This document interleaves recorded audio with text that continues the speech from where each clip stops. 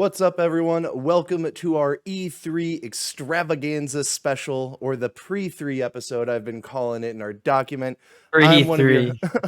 This is Punk with the Controller. I'm one of your hosts, Paul Sabo. I'm joined by our other host, Jay Hamilton, aka LordxHam. We normally go live on Fridays at twitch.tv/Punk with the Controller, but the last couple weeks have been a little fucky. Last week, Jay had to go out of town for Memorial Day and just, see some family. So he wasn't available. This week, it was just crazy for both of us at work and just scheduling. So Friday, we weren't able to do it yesterday. So today, we are doing our pre-3 episode. Sundays, we upload to youtube.com/punkwiththecontroller, so you could go and check out there. We have 9 episodes live already, so please go and like and subscribe. Comment below, let us know what you like and what you don't like. We start off with catching up with each other and what we've been playing and what we've been watching. It's been a real fun time. We normally end with a closing topic and go through some news along the way and what's been breaking down. This week, however, we're just it's E3 next week, it's Ratchet and Clank next week, it's games next week. It is our Super Bowl as gamers next week. So we're just gonna open with our, opening topic where we catch up with each other because we haven't caught up with each other in about 2 weeks now. So I'm interested in Jay's trip. I'm interested in what he's been playing, what he's watching. And then after that, we're going to get into E3's schedule, some of the potential leaks that came out throughout this week. And then we're going to get into our official predictions and how that's going to work, because I think that's going to be a lot of fun. Oh, yeah, baby. Jay, how was your trip? How was your 2 weeks off from week off from the show? Yeah, it was awesome. Like, I haven't, gone out of town since last October. We went to Surf City. We went to the beach, and I don't like the beach. Anyway, Same. That's how I am, So, went up north and visited some family, and I just relaxed. Went to the bookstore, started reading a little bit again. So brought the Switch, played some Mario Kart as usual. And just hung out, took it slow. Went to the dispensaries up there. Fuck yeah. So just hung out. And then came home. Well, stayed in a bougie ass hotel. Like every time Lady Ham and I go out of town, we take one day to go to a city and rent the best fucking hotel room we possibly can for one night. So spend $150, got a big dope ass hotel room, feeling like a boss ass G. But yeah, then we just went hiking out there on the trails that they had and came home. And went right back to work. Right back to work. That's awesome. That was the trip. Yeah, would you play and would you watch the whole time? You said you played some card on the trip. Would you play when you got home? So when we were we played some Mario Kart and Wheel of Fortune, because the Ubisoft Wheel of Fortune and Jeopardy ports on the Switch are severely underrated group party games. It's what you think it is. It's fucking Wheel of Fortune done up. Really too good, to be honest. I'm like, why the fuck do I have hundreds of clothing options for each character that you unlock and shit? I don't know. It's fun.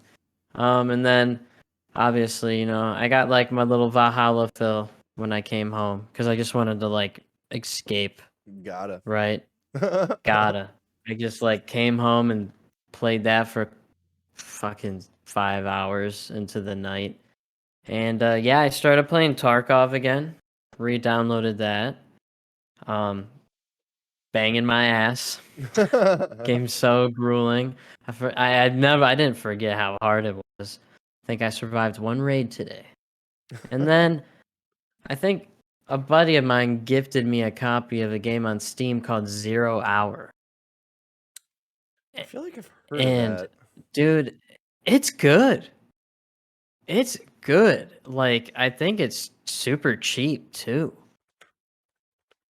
It's basically Rainbow Six Siege, but super slow methodical, tactical. Like, there's a dope planning phase at the beginning where like Is when it you're like, sorry to cut you off. Is it from no, the you're good. people who made Firewall Zero Hour? That was a PSVR PlayStation 4 game. No, It's no. exactly how you're describing it, like, Rainbow Six Siege style gameplay, Maybe, but but this is this is in just VR. yeah, no. This is like indie out the butt, Okay. right? Well, Like you can it hear is from like an the indie other team. developers. Here, let me. Do you know who it was developed by chance? Just go on the Steam page. Um, but yeah, I don't know. I played like an hour or two of it today. It's fucking $12, dude. And it has a 9 out of 10 on Steam. Yeah, I see that right Like, here. and it's just Siege, but realistic.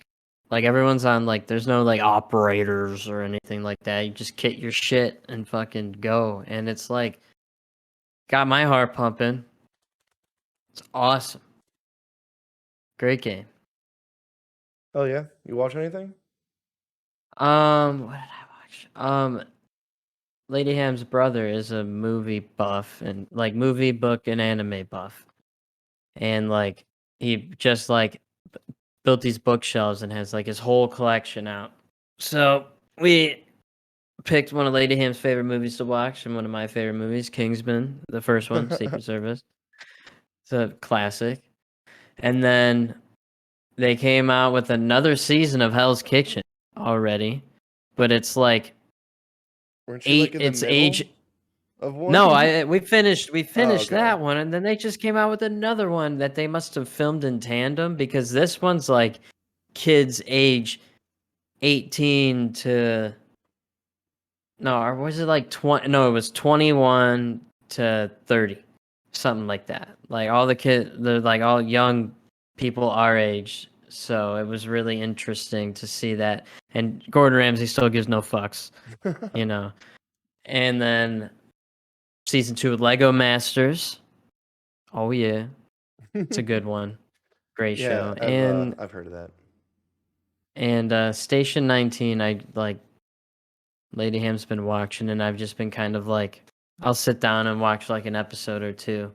That's the Firehouse show that's like in the same universe and runs in tandem with Grey's Anatomy.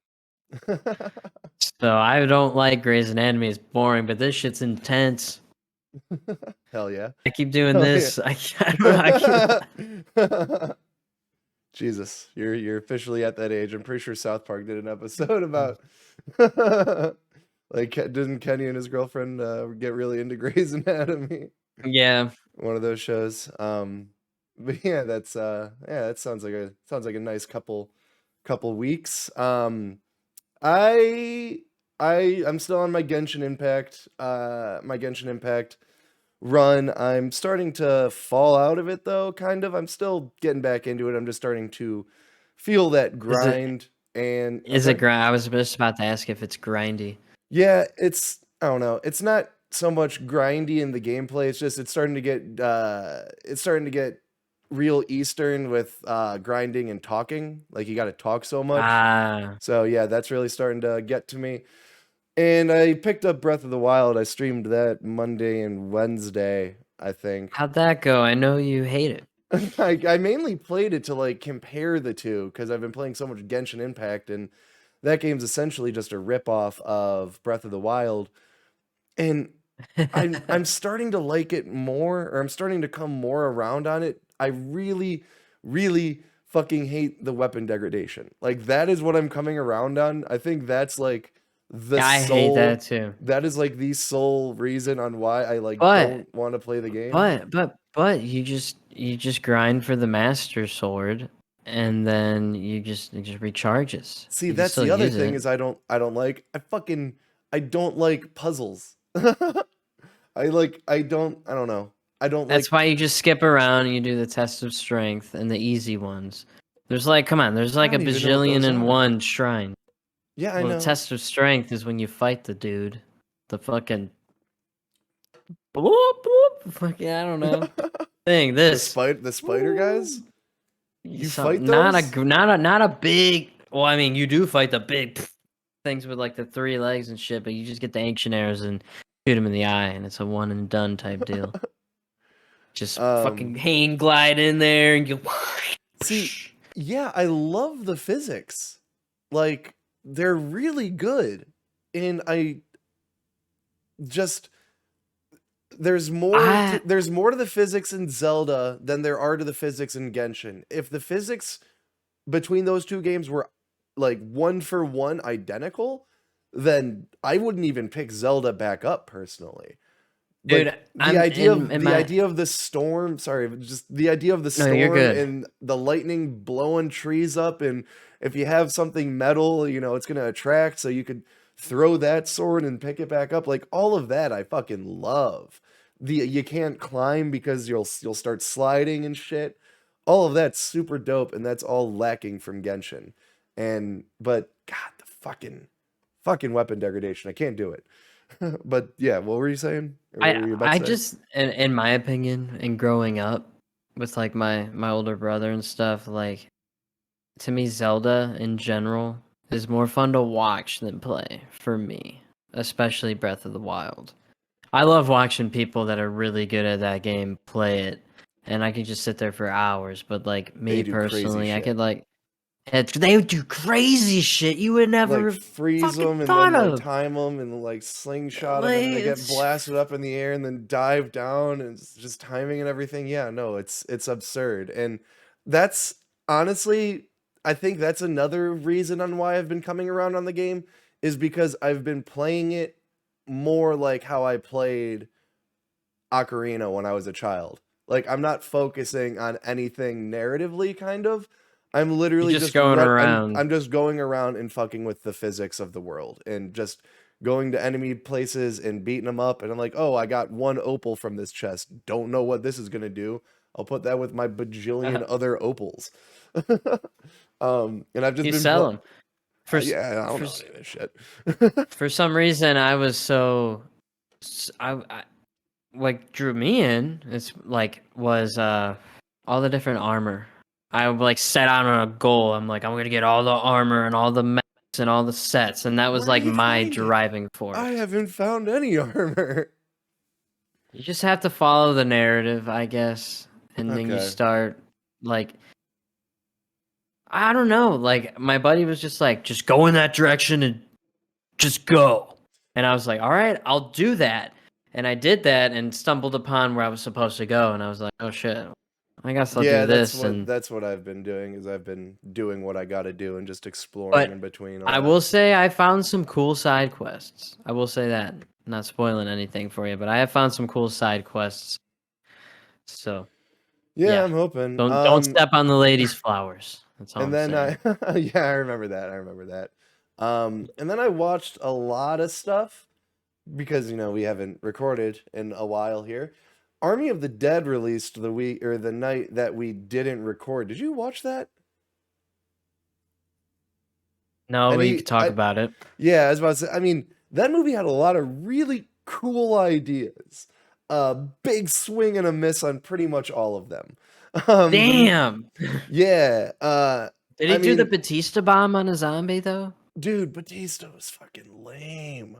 He had like he had one elevate, like there was I'm just gonna say there was a scene near the end where they're in the basement and the elevator opens when they're standing there at the door. That's all I'm gonna say. That happens like 4 or 5 times, so you won't know which one of those scenes I'm talking about, but one of those scenes, something happens, did not see it coming at all. Batista goes fucking rampage mode on a bunch of zombies, and they did a really cool idea with the zombies, like, in the whole idea of the zombie apocalypse. Like, it's not a zombie apocalypse, it's just Vegas. Like, this virus broke out, the government came in and contained the city, and that's it. And now there's like millions of dollars in Vegas that's untouched, and it's basically like a zombie heist. But then on top of that, there's normal zombies that, you think of when you think of, the fucking little fucking zombie fuckers. But then there's also like the ones that were initially infected by the virus, I think, or directly affected by the virus, and they're like, it's like a tribe. Like they ride fucking horses and have like spears and shit, and like Ah, they're like super smart and like intelligent, and like all of that is like really cool. But like I said, it is 2.5 hours. Personally, I don't know anyone who's finished it. Like I really? watched, yeah, like I watched like Kevin Smith and Mark Bernardin like talk about it, but I've watched in like other shows like that, but none of my friends have been able to finish it. They've gotten like there. It's one of those movies where you pause it to go to the bathroom, and then you're like, God, there's another 45 minutes. I just can't do it. So yeah, I don't want to get caught up on that one too much. It's like I don't know. It's a real dumb action movie. If you got nothing It's a to do, movie to put on with like a bunch of people like, oh, I'm just gonna throw this on, dude. not You even know, like like if you're by yourself, you got nothing to do at like I don't know 4 p.m. on a Sunday, and you're just kind of relaxing, and you want to just get stoned and zone out to something dumb. That's what I recommend that for. Um, and got it. then I just don't want to get caught up on that too much because that movie wasn't good. And then the other two things that I watched were fucking incredible. Mayor of Easttown on HBO Max. I don't know if have you heard of this? Have you seen this? Have you heard about this? No, I've never heard of it. No. Holy shit, dude. This is the best like murder mystery detective style show I have seen in fucking years. Like there have been so many murder Oh, I did mystery see a trailer for this. there have been so many like murder mystery detective style shows to come up throughout the years, whether it's The Following on HBO. What was that Uh one with Kevin Bacon? I don't that one's terrible. Like the Raven one. I can't even remember what that's called. Mm, There was True Detective. There's like 3 seasons of that on HBO. And HBO specifically, they really go hard with the detective shit. And there's just, a bunch of cable ones. But this one specifically, there's something intense about this show. And one thing I just wanted, because I don't want to spoil anything about it. The only thing I want to say is it is the most deceiving show I have ever seen. Like really? there is I mean, look at the title. In Mayor of Easttown, it's spelled Mare because the main character's name is Marianne and everyone calls her Mayor. And when you hear that, you think Mayor. You think it's going to be about, like the mayor of some town or something. And it's going to be some scandalous show or some shit. So, right from the fucking get go, like right from the title, they're tricking you.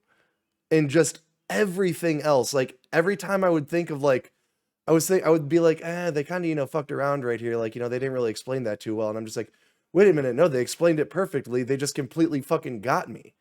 They just got me like entirely. And I was tricked. And Hmm. I think it's only 7 episodes. If by episode 4, you can tell me accurately who the killer is, I will pay you. Like, if you could tell me like how the show concludes in even the most menial way, I will literally pay you. Not someone random out there. Like if one of my friends are watching right now, like if you got HBO Max, because someone could totally I'll just watch fucking it. yeah, someone could totally just Google it and be like, oh, this happens X, Y, and Z. Yeah, no, I literally watched that entire series Memorial Day, and oh my god, that show I could not recommend enough. Along with on Netflix, Bo Burnham, his new special Inside. Are you a Bo Burnham fan at all? Yes. Yeah, Yeah, but I didn't watch this special. you did or did not? I did not. Oh my god. Holy shit. Like I watched it Sunday when it came out last week. It is it is a masterpiece. Like it's just been sitting on me all week. I need to watch it again just to really prove that I like it more than what. I am a massive Bo Burnham fan. I've seen him live. I've been watching him since his fucking YouTube channel. He is a genius, and he is one of like the best comedians to come out of our generation. So this new special, it's something. It's a special, all right. I'll just say that much. It was written, directed, and filmed entirely by him, no one else, and I'm pretty sure it was edited by him. I gotta look up the credits for the editing. If it was edited by him on top of all that, it is mind-blowing how talented this dude Really? is. Yes. Like, seriously, watch it tonight or something. It's like an hour and 20 minutes or something, and it's intense. It is intense. Like, I don't want to spoil any of it. He's started uploading some of the clips onto his YouTube channel. He just posted one of the songs on there yesterday or 2 days ago. I've listened to it like 10 times already. So I think it's about time I rewatch that episode, or rewatch that series. And then I watched TMNT 1 and 2. Which one? What do you mean? The newer which one? ones? No, Or the of course OGs? not. The OGs. Are you kidding me? Oh, the ooze. Okay, so yeah, I mean, you've seen them, I've seen them. I'm sure everyone has seen them. They're some of my favorite. Yeah, they're movies of all bangers. time. The third one, not so much. No, I didn't. Like I said, I just said 1 and 2. But give me 2 seconds here. I'm gonna turn on my AC because I'm dying right now. He's dying, ladies and gentlemen. Let's see here. Yeah, dude, the second Teenage Mutant Ninja Turtles movie, I used to watch the beginning like on fucking repeat over and over and over again. I don't know why. When they were in that fucking toy store fighting, I used to think it was the Okay. funniest shit. All right. Yeah, I gotta watch it again and see if I like it more than What, because What is just that special to me is one of my favorite fucking specials. So it's What, Make Happy, and Inside are all on Netflix.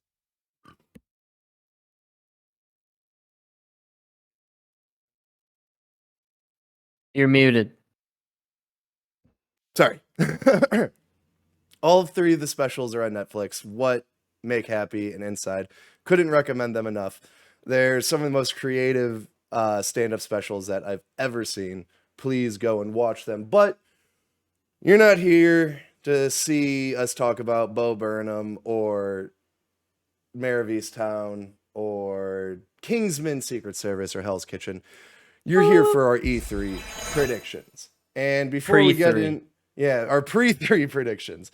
Before we get into the predictions, I just want to run you through the schedule so far for E3. I am going to live stream as many of these as possible. So I'm just going to do my best. I got a job. I'm usually off around 2 or 3 o'clock. I'm going to try and get off earlier some of these days. So it says starting Saturday, June 12th. Really, it starts Thursday, June... What was it? Let me see here. Thursday, June 10th at 2 p.m. Eastern Standard Time, 11 a.m. Pacific Standard Time is Jeff Keighley's Summer Games Fest. There's gonna be stuff shown there. Knowing Jeff Keighley, there's gonna be a lot of filler. He's gonna open up the show with blah blah blah is coming up next, and 2 hours later, it's what closes the show. So knowing him, it's gonna be one of those. But if I get off in time, I'm gonna start live and reacting to that.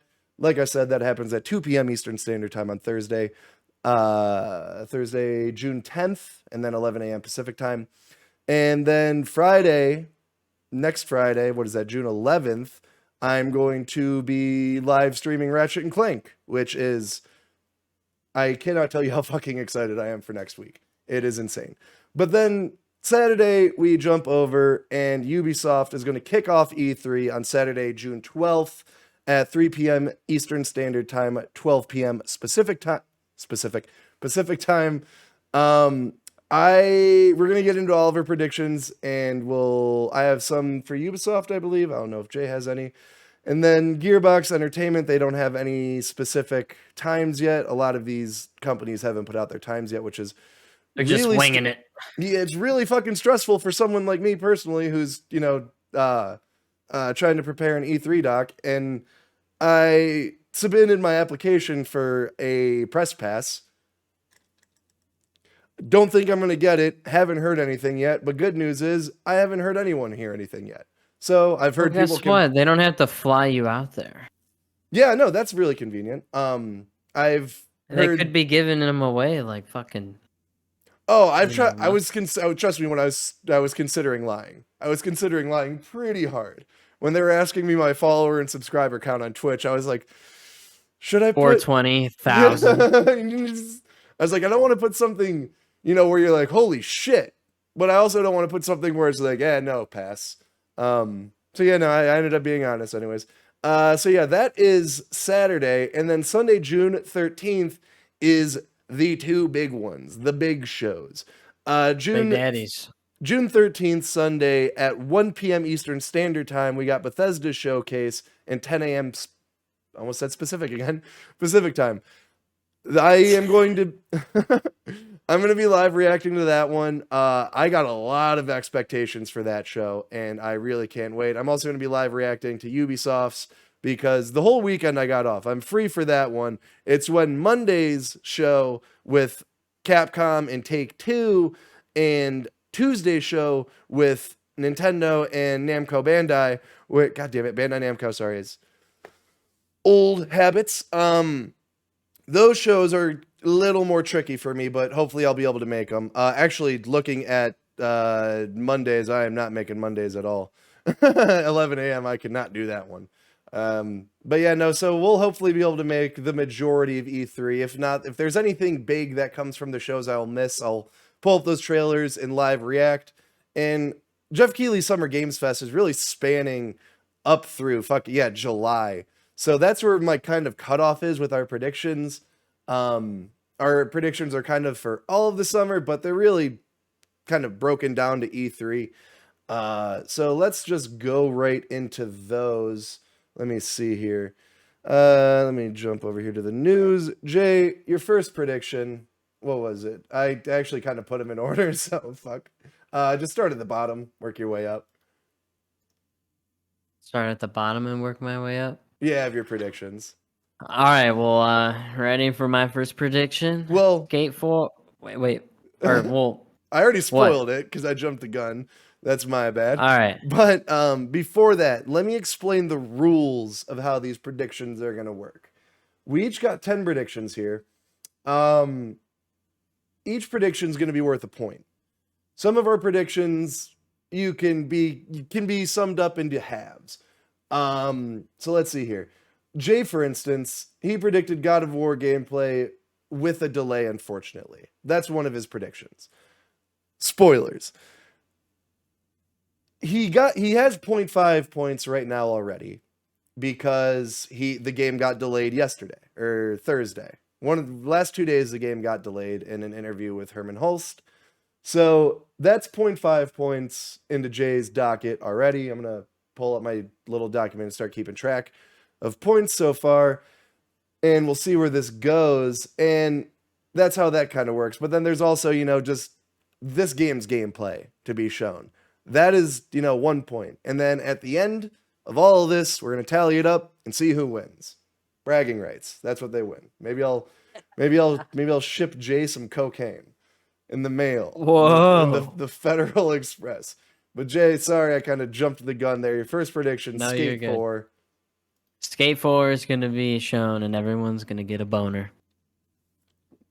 Do you think it's ready? They just kind of talked about it last year, though. Oh, they'll give us a trailer. They'll give us something. They have to. I want them Come to. We know, Black Box has something like sitting in the back pocket. They've all probably always had something on the back burner. Well, what a game have they made since Skate 3? Black Box shut down. Did they? What the dudes? Yeah, no, the developers, they haven't been making anything. As far as I know, I haven't looked into their. Well, like the same dudes that are developing the, Skate 4 that developed Skate 3. Like, they have to have something in the back pocket, and they're studying Skater XL heavily. I hope so. I've wanted one of those games to have a AAA budget. I've had so much fun with Skate, and the idea of it, like, an online AAA Skate in 2021. Take my money. Just shut up and take my money. And honestly, if that happens, looking back, I'm think EA is starting to be on a come up between Respawn's Jedi Fallen Order, Apex, What was the other one? Well, it's because they're finally branching back out. They're finally like getting how they were when they would just there'd be like just new shit. You know, Yeah, like but Squadrons, that came and that was received well. The anticipation for Battlefield, personally, I've never seen hype for a Battlefield like this before. I think it's just because it's been so long out, but everyone is really excited for that game, including both of us. So dude, I mean, Skate 4, people have been literally go in EA's chat in one of their showcases. It has been nothing but blow ups of Skate, bring back Skate 4, Skate 4. That is literally every chat for every EA showcase for the last fucking 5 years at least. The entire last console generation, basically. So it is going to be insane in their chat this year, asking for Skate. So I feel like, and you know what?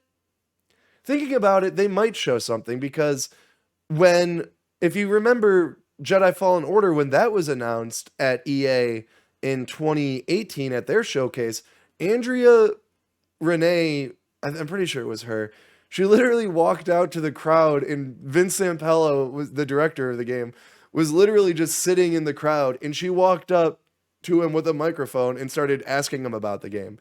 And he was like, yeah, we're working on, a Souls-like Jedi, Star Wars Jedi game, and it'll be out next year. And everyone was very skeptical of that because he was literally just sitting in the crowd. He seemed kind of caught off guard.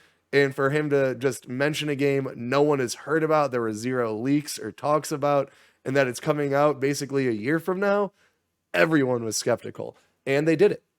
They I think the Game Awards, or maybe it was Gamescom that year, they showed actual the gameplay trailer for it. The next E3, I think they gave another release date and more details about it, and then it launched that fall. And it was a banger. Yeah, they could totally do something like that. That's something I'm gonna keep my eye on. But side note, while we're on the topic of skateboarding, something I didn't even think of. Doesn't even need to count, but you can make a sidebar. I do think they're gonna announce like a Tony Hawk's Pro Skater 3 remastered. So if you want, that can count. Activision. That can count for one of your official predictions, if you want.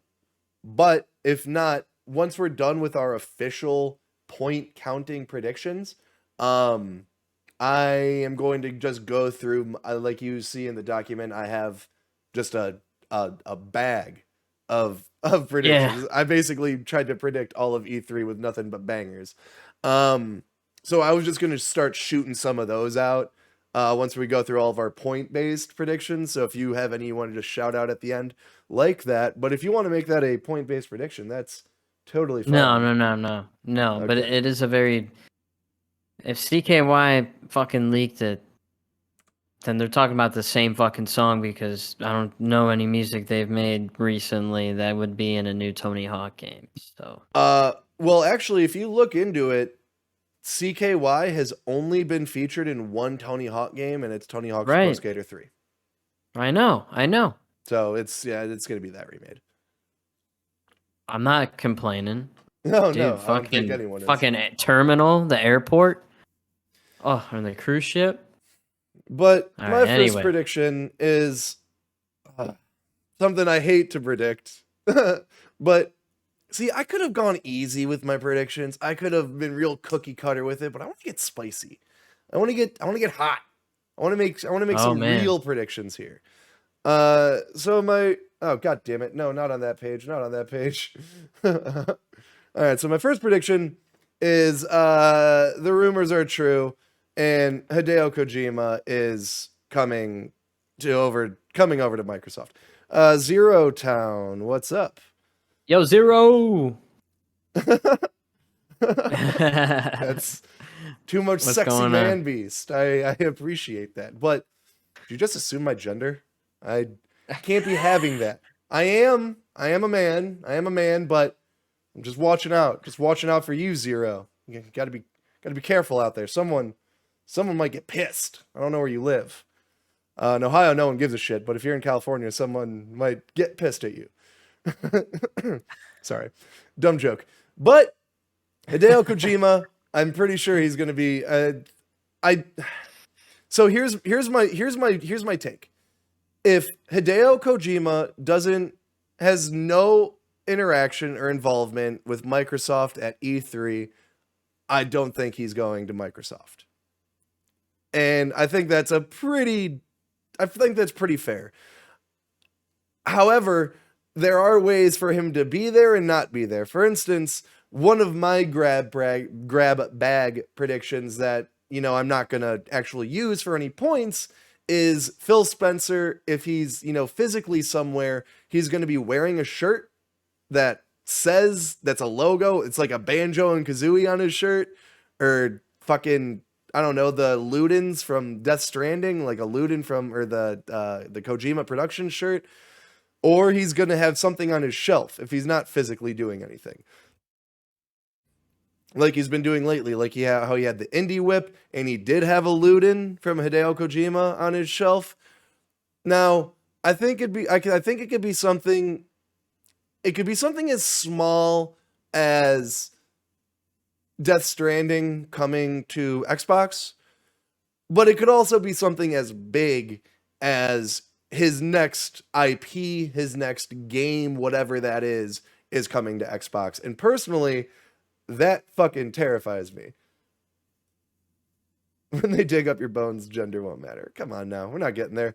They want Kojima to try to solidify a foothold in Japan, and that isn't there and probably won't ever be. I agree with you. Sorry, I'm gonna pass it over to Jay here in a second. I just want to kind of respond to that. Yeah, that was what they were said, and if I remember correctly, the article was saying specifically that they wanted Kojima to leverage like Japanese developers to come to Microsoft, and that one kind of turned me off because I'm just like, that's not how development with games works in Japan. That's not like, oh, Kojima, you're the greatest Japanese developer of all time. Wherever you go, we're all gonna follow. That's not how it works. There's a lot of loyalty in Japanese business and Eastern business.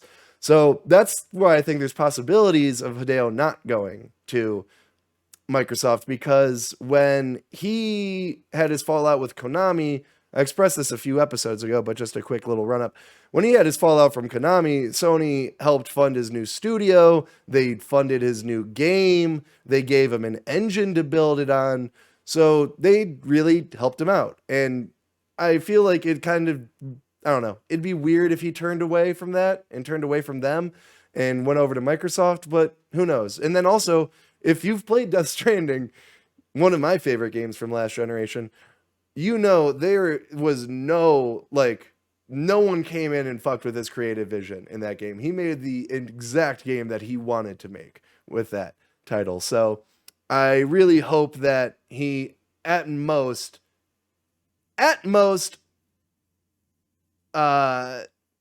announces his game is going to be cross-platform. Like he'll come out on Microsoft, it'll be published by Microsoft, but it's still going to be coming to PlayStation platforms. That's my hope, and that's what I think is going to happen, because Hideo is so synonymous with PlayStation, and personally, knowing him, he is not going to want to turn away from the DualSense. But Jay, how do you feel? I know have you even played Metal Gear Solid? I know I've asked you this before, I'm sure, No. but I always forget. Yeah. So you don't really have any affiliation with Hideo. No. The master. I do not. Sorry. Okay, so it doesn't matter that I just went on a total rant. But yeah, I predict that he's gonna go and he's going to show his new game on Microsoft's stage. That's my prediction. Or it's not gonna be a stage because it's not live. Show it on their showcase. I don't know what the game's gonna be. I'm not really gonna go any further than that. Actually, no, fuck it, I will go further than that. He's gonna show his new game on Microsoft's stage, and it's gonna be cross-platform. So, Jay, let's get on to your next prediction. Is the one I kind of spoiled at the top, God of War. After all these, it's all going to be It's all gonna be surprises. Some juicy ones. Yeah, I think we're gonna see some God of War Ragnarok gameplay. Hopefully. And as you know, it's been delayed for the last generation, which is poo poo doo doo, but you know. It before you go any further, it is coming out to the PS4. It is coming out on PS4. It was delayed to 2022 entirely. Yeah, because of that. No, they didn't specify that. I thought that's what it was for. No, they just delayed because, they have to delay the game. It was Herman Hulst. He did an interview with the PlayStation blog. If it was already originally supposed to come out this year, late this year, then they have it was never coming out this year. It was never. No. I mean, it said 2021, but it was never going to come out this year. Right. Not a single person believed it was going to come out in 2021. But they'll have gameplay. Like, I would joke that they were going to try and do an end game style thing where a few months around an E3, they show the reveal, they post all the marketing for it, and then they're like, it comes out so and so October. I thought they were gonna do some shit like that, and what they were gonna show was gonna be the first, or I don't know, 10 minutes within the first hour of the game, and that is it. And maybe just a lot of snippets from the first game, and just hyping you up, like Endgame did for their marketing. But more realistically, I could totally see the game being shown this year. Sony, I don't think they're going to do anything for a while. I feel like they're not going to do any kind of showcase until late July, early August. I feel like they want to separate themselves as far away from E3 as possible. That's kind of why they did the Horizon gameplay, last week, and then just before E3. So I feel like they're not going to do anything for a little while here, but I could totally see them showing something from God of War.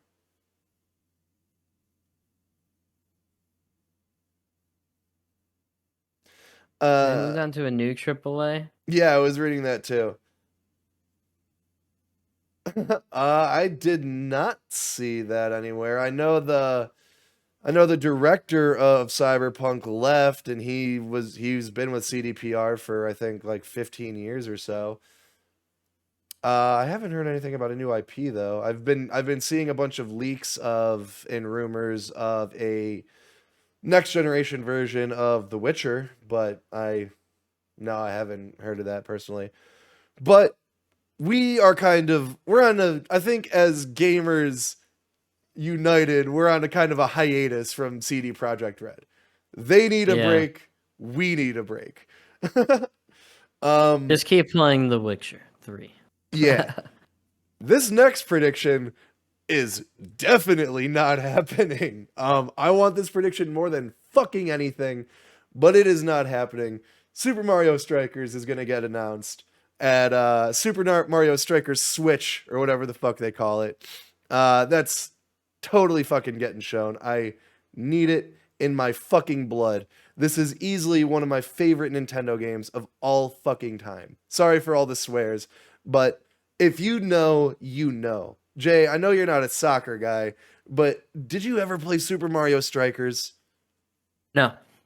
Dude, it was easily their best sports game.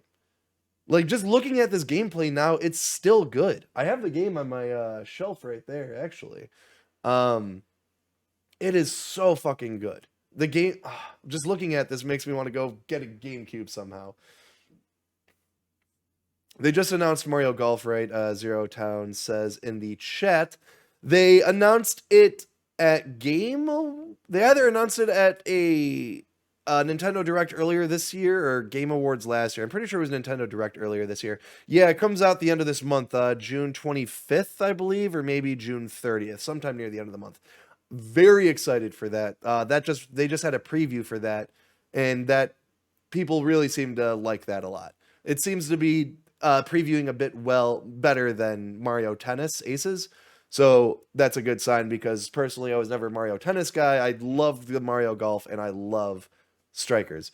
Like I said, this isn't Sluggers. I forgot about Suckers. Yeah, no, that one was that on Wii? No, I think that was on the GameCube. That was on GameCube. Okay. Maybe I didn't play Sluggers. I can't remember. I thought the Wii was when they did Mario Sonic Olympics 1 and 2. Yeah, that is when they did that. But I thought maybe Sluggers was a part of that. I need to get. It might have been with the Wii controller. It might have been. I don't know. I enjoyed it.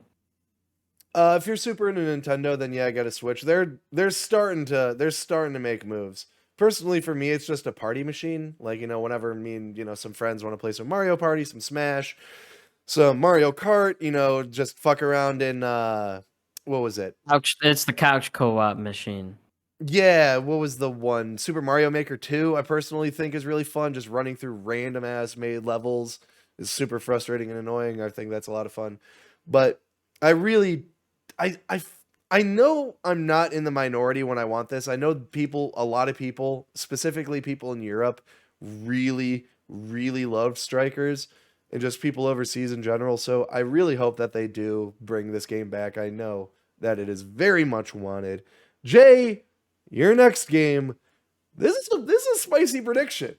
Well, Xbox has a lot to show, and this is a spicy one. But, dude, I just want to see a sliver of Indiana Jones. It could be like a pre-rendered cutscene. Just something. I want to hear the music. Like, this has me excited. I want to know if it's going to be a third person or first person. Probably a third person game. That would be interesting, because Machine Games, if some of you don't know out there, Machine Games are the developers of the Wolfenstein title. Which are all bangers, in my opinion, except the last one, Youngblood. Bunch of poop. Yeah, I never played the Wolfenstein ones. The first two are good. Zero Town, sorry to cut you off there. You said Monster Hunter Rise isn't coming to other consoles. I wouldn't be surprised if that comes to a PC in a couple years or something. But I could also see that totally sticking to Switch. But I don't know. Monster Hunter. I had a lot of fun with Monster Hunter World, but I feel like you either are fucking in Monster Hunter or you're not. Like, I know people who literally put hundreds of hours into that game, and then I put I think like 50 or 60 into World, and I got my fun.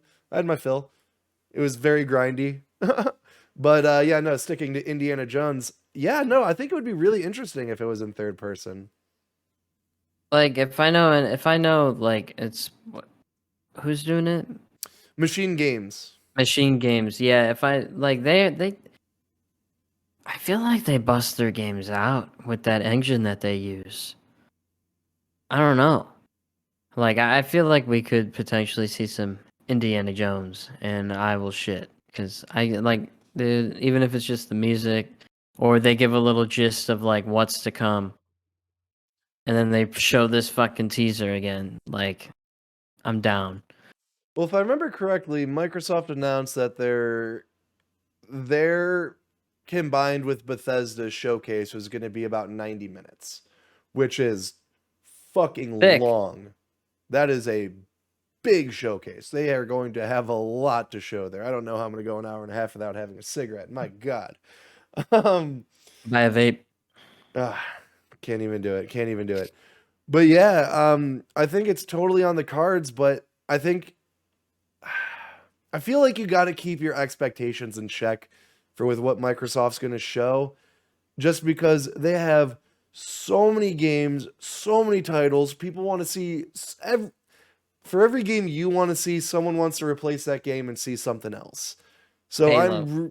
For every person who wants to see the next Forza, the other people want to see the next Fable, because they're both being made by Playground Games, but they have different studios.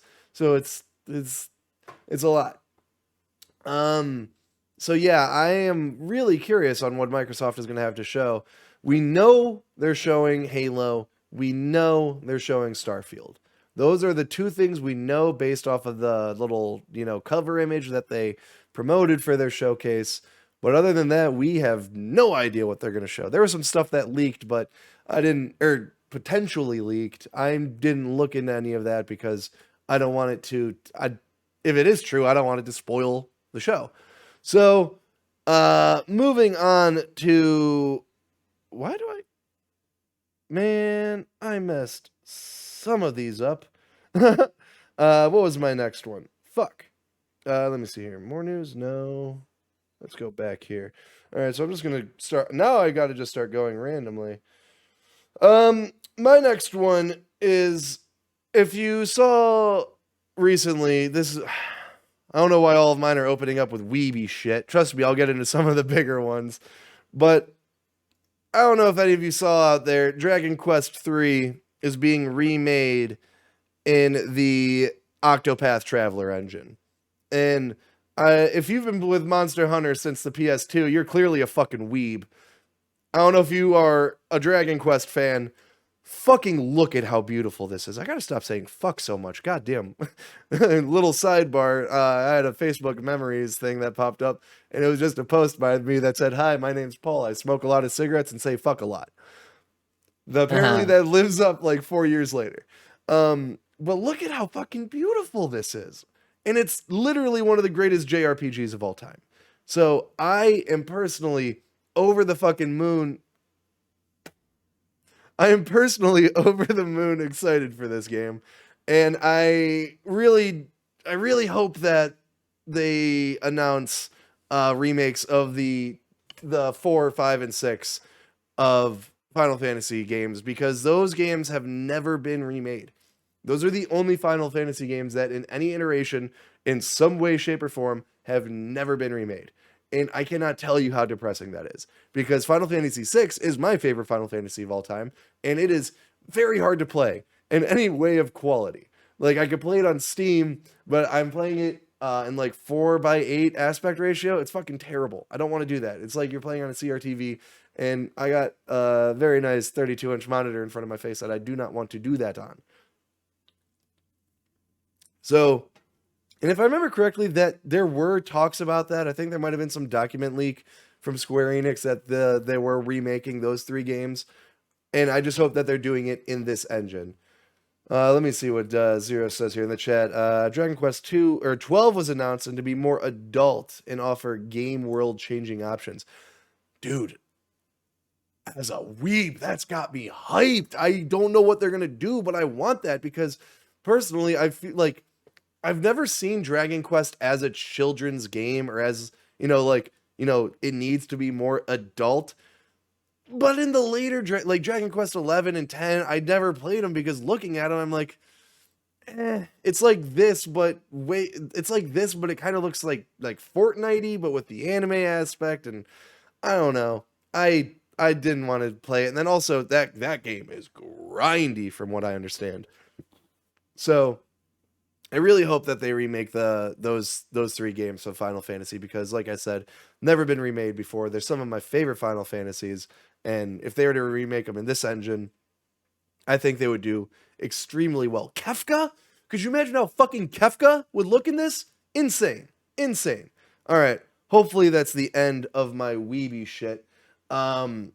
Jay, next up for you is another spice. This one is, Jay, I'm gonna have trouble shitting tomorrow. That's how hot these are starting to get. Fucking Red Dead Redemption remake? What? Yeah.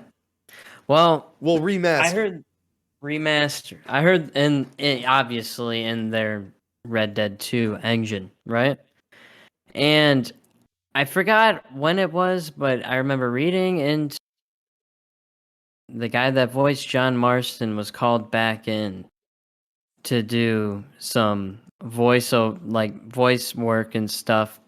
And a lot of the original voice actors from the first game were called back to do some voice stuff. And I just want to know why they have the entire Red Dead Redemption 1 map, even if you clip out of bounds. All of Mexico's there. All of it is there. All the buildings are there, all the spots are there, but you just can't go there. Yeah, that one's always been such a mystery.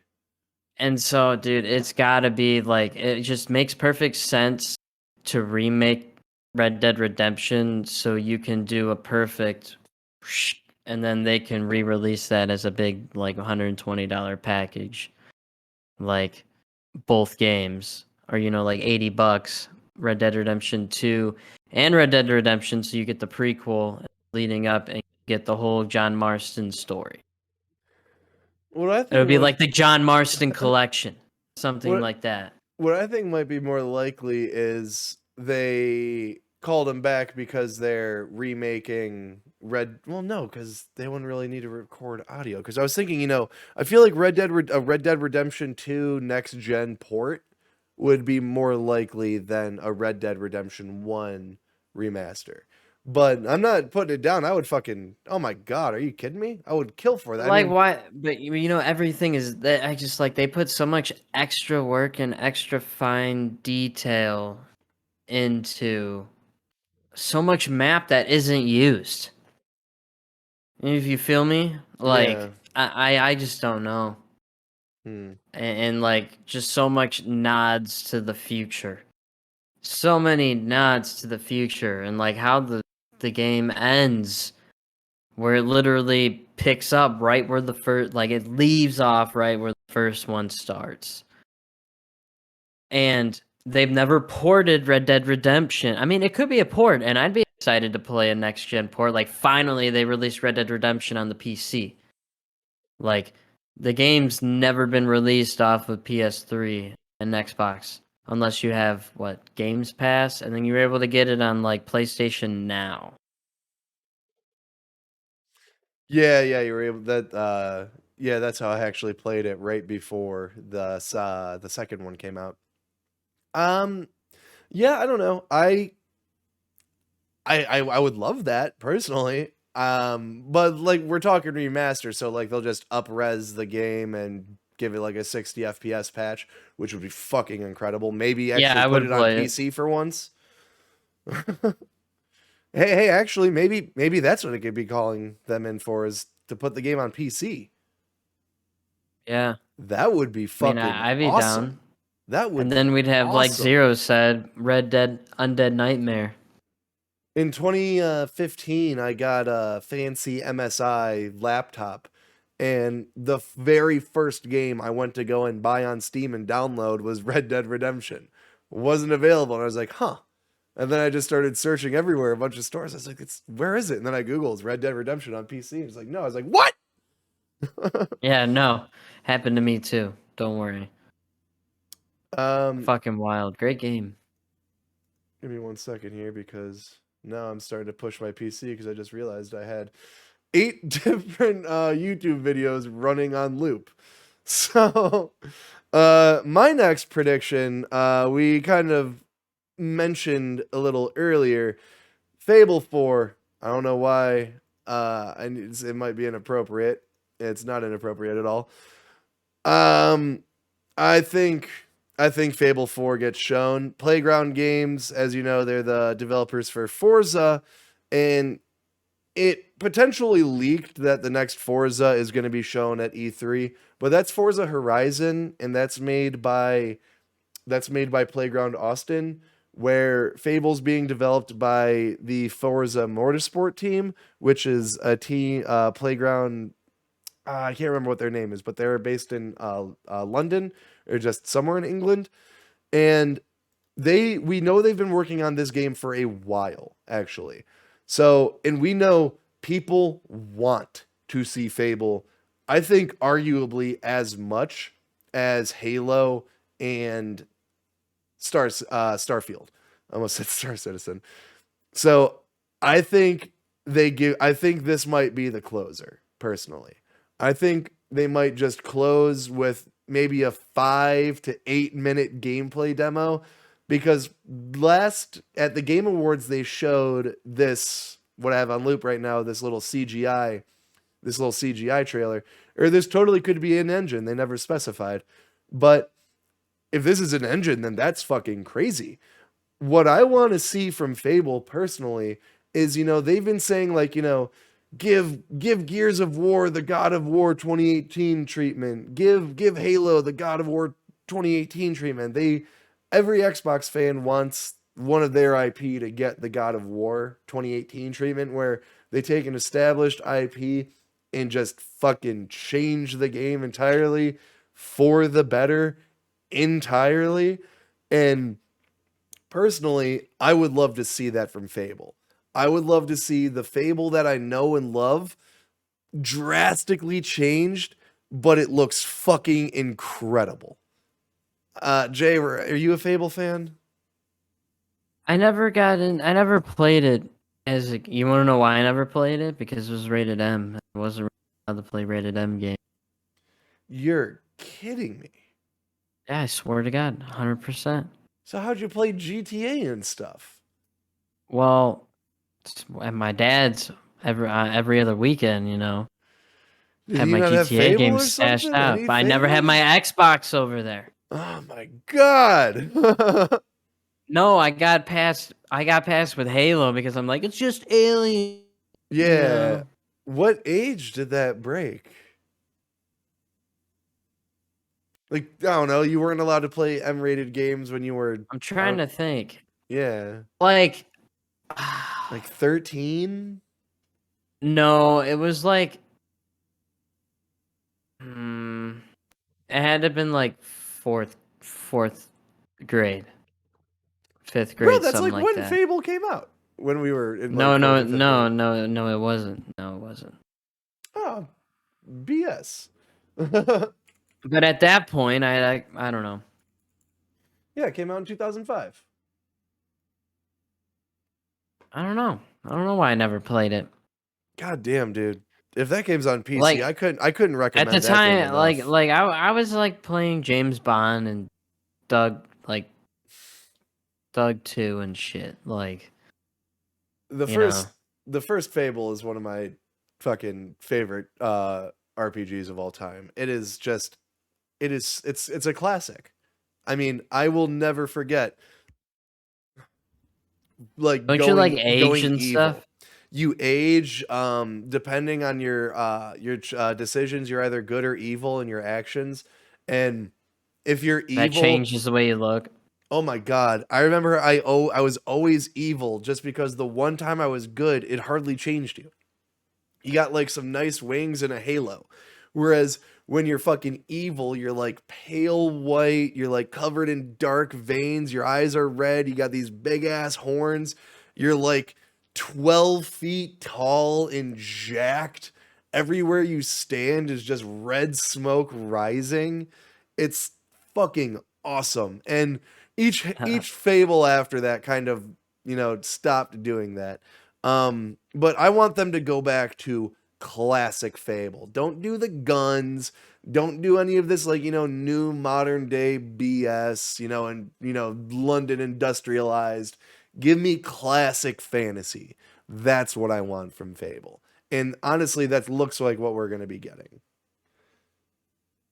Uh well, let's see here. Eating the crunchy chicks too have become more evil.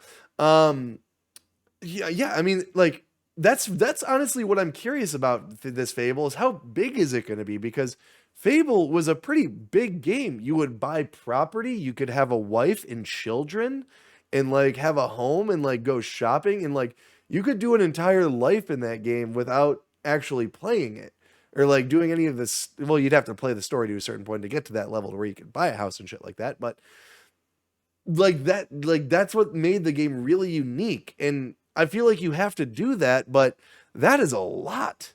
That is a big ask for a game of this scale potentially if it's going to look something to the likings of this, because like I said, I don't know if this is just a CGI trailer or if this is in engine, but because if they're giving the budget of like a, and they have the the quality engine of like a PlayStation's Ice or a Decima, it's totally likely that that's in engine, that this looks like what Horizon is putting out.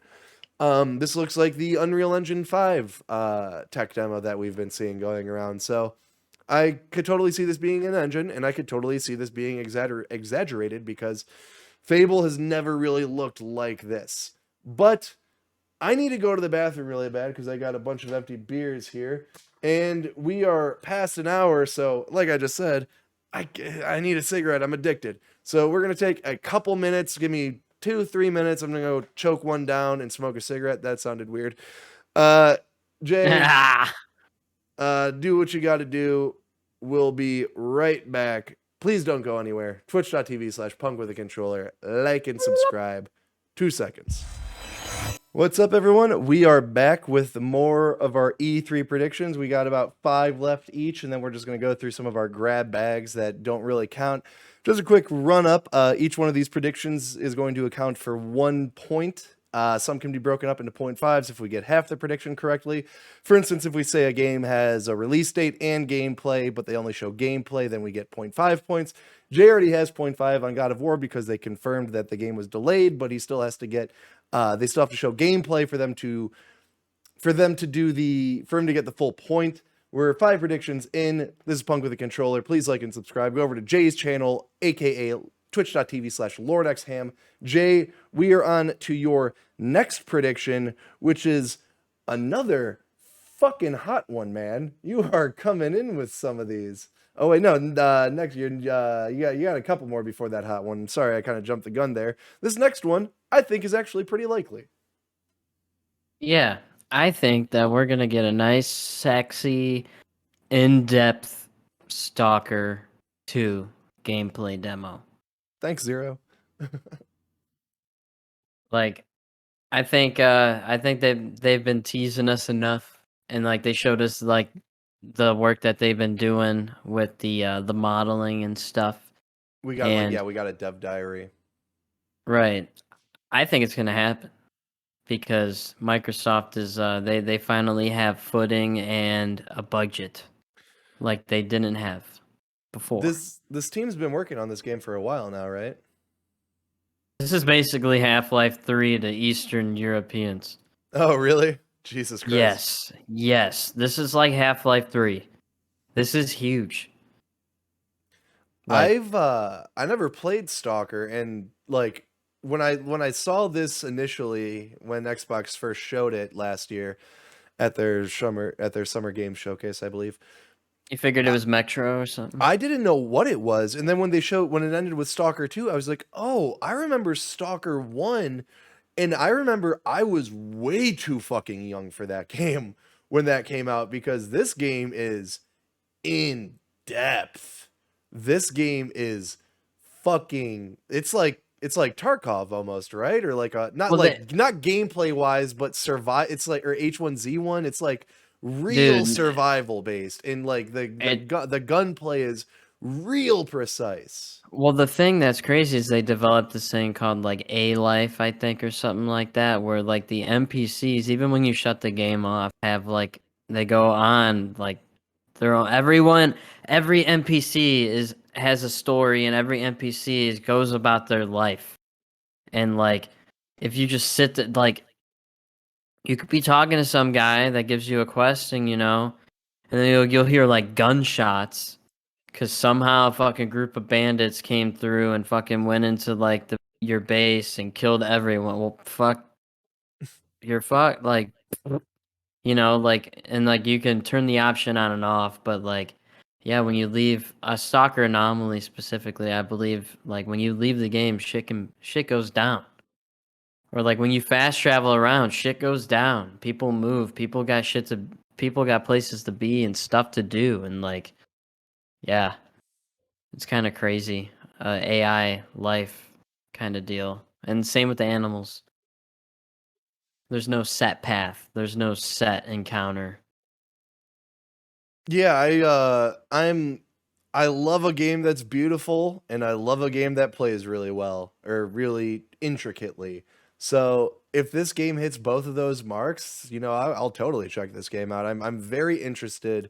And like you said, the game's been in development for a really long time. They've been talking about it more and more. So I totally think that a game, seeing this game is possible. But what exactly of it do you think we see? Because I feel like with a demo of this game, I feel like you need to show they're gonna a lot of it. They're gonna show the farm, right? So that where you saw that guy walking through that thing. Yeah. That little village, that's the farm, and that's where you start in the first game. That's where like the first game starts. That's where you like get up on your feet. And then in that's Shadow of Chernobyl and Call of Pripyat, I think you go back there too. Like all these and then Call of Pripyat was just like an addition onto the map. Like I don't know. They'll probably show places that we've seen before that are aged, and then they'll show and like maybe like a faction, and then they'll show maybe one new thing. Like that's an anomaly that's like in the game you can pick up and stuff. This isn't like feels like it's in engine, 100%. That throwing the screw into the anomaly so you don't get fucked up, so you know where you're walking and Wait, shit. you Like think this is an engine? I figured this was a they cinematic haven't for sure. they have an in-engine demo too, or like trailer. I don't know if you've seen it, but it looks more wild than this. Well, like I said, there was we went over that in one of our earliest Dude, episodes. Was campfires in the same spot. they Sorry. they put out a tech demo where like they went real in depth with the detail and the guns and shit like that. I remember watching that live with you. Um, but this looks like a CGI cinematic. I don't know if this is an engine. That's fucking crazy if it is, and all for it. I mean, It's I'm probably not. not an engine because the other trailer says an engine game. Yeah. It's shorter than that one. But yeah, no, like I said, if that if that game looks cool, and I think it's possible that they show that. I hope they do, because I want to see more of this game. My next prediction is another one that I think is kind of unlikely. Did you ever play Beyond Good and Evil? I didn't even know it existed. Do you like? I feel like if you looked this game up, you would know. You would be like, "Oh, that game." Yeah, no. I know what it is, but no, I've never like played it or heard of it, even the first one. I remember like when they announced the second one, it was like, holy fuck, Yeah, this is Ubisoft's Cyberpunk. This is Ubisoft's uh this is their Half-Life basically. This game has so much hype and anticipation around it. I don't see it living up to any of it personally. We've not seen any gameplay for this game as far as I know. I think we might have seen like some maybe leaked footage or like someone holding like a phone and capturing something. But as it goes for like official gameplay, I don't think we've seen any of it. I think we've only seen CGI shit like this. And Ubisoft recently announced that their games are they're going to do free to play games now. Like that's going to be their big motive, is doing a bunch of free to play games. And I don't think this is going to be a free to play game. So I think this might be one of their last pay full price for games. And we have been waiting so fucking long to see more from this game, or see anything from this game for this matter. I don't think we'll get any sort of release date or release window, but Ubisoft is in a bad spot right now. They're, with all of the allegations that have come out against them within the last year, since Valhalla's marketing basically, and how this last month or so, we've learned that they have done, or we've heard that they've done essentially nothing to fix that. I feel like they need good graces from their community, and they try to do that by doing a lot of LGBTQ plus centric motives in their games. But I feel like if they want to do something big, it's actually fucking start cracking down on Beyond Good and Evil. I'm surprised you're not familiar with this game. I feel like this would have been a game you would have liked when you were a kid. No, never heard of it. It's crazy. But what do we got here for your next one? Elder Scrolls. I don't think we're gonna see anything. And if we see Todd Howard, he's just gonna dance around it and like talk and like avoid it like it's the elephant in the room. Like acknowledge it, but not completely acknowledge it. Like I know you've been waiting for this one. Well, Just wait. I think it's a pretty safe bet that we're not going to see Elder Scrolls, because we know we're seeing Starfield, and they don't want to take any light away from that game, because that game is, from what I can only assume, years ahead development wise of Elder Scrolls. Yeah. But yeah, I mean, fucking hell, if they wanted a real showstopper, yeah, they would close with a little snippet of this. But I think we're going to see Avowed from Obsidian before we see anything from Elder Scrolls, because I feel like this game is still years away. I feel like they announced this game just way, way too early. They announced this in 2018. Yeah.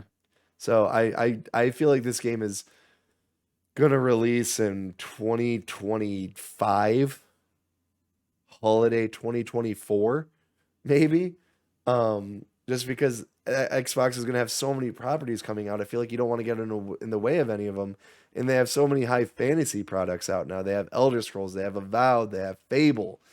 They're probably working on more. So yeah, you gotta keep those kind of balanced. So yeah, no, I totally agree with you that that they're not going to show anything from Elder Scrolls, and I think that's kind of a safe.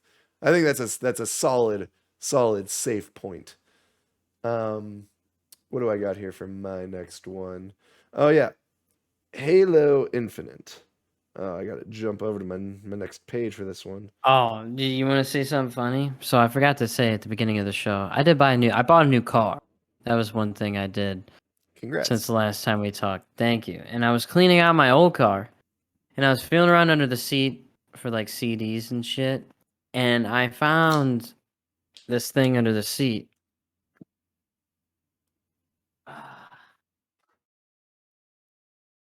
Oh shit. I don't know why. There's Halo 2 under the seat, but Halo 2 was under my car seat for some reason. And Hell god damn yeah. it, my little self respected my discs, bro. That's for sure. That's funny. Go on. Sorry. Yeah, no, you're good. Yeah, no, I think Halo Infinite is going to get a multiplayer demo. I think it's going to be very impressive. But I also feel like it is going to be very basic. Um, I pulled up this trailer because this is honestly, I think, the best looking representation of Halo Infinite. But I really, I have high hopes for this game. I don't really have any expectations for it. I've never been really a big Halo guy, but Neither have I. yeah, but they got to do something with this fucking game. They got to do something big with this game. I hope the final product looks as good as this, because the demo that they showed last year, the actual gameplay snippet that they showed, didn't look a fraction of as good as this. And that's kind of depressing, because this came out 2 years before that came out, and this is supposed to be an engine. So I really hope that they impress their team, because basically what they got to do is, you said you're not a fan, Jay, I mean, like, I played Halo 1, 2, and 3. but you're not That's like it. die hard. You know, you're No, I not like could gonna give a rush fuck out and less. buy an Xbox. After Bungie took off, that's Yeah, when I took off. yeah, I'm in the same boat. So yeah, no, basically what they have to do is get me and Jay hooked on this. They got to get us to be like, wow, that looks awesome. And my whole thing is Halo, we know Halo multiplayer is going to be free to play either way. So I don't really think it matters too much. But I do hope this game looks awesome. When I say basic, I feel like that, you know, people have been like, oh, they're gonna have a battle royale mode, or they're gonna create the next show-stopping multiplayer. I don't think they're gonna have any of that. I think they're just gonna have the classic team deathmatch, capture the flag. I imagine that's what they're gonna show.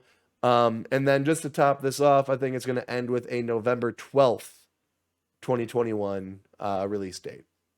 I say November 12th specifically because that is the closest release window that they could have to the 20-year anniversary of Halo 1.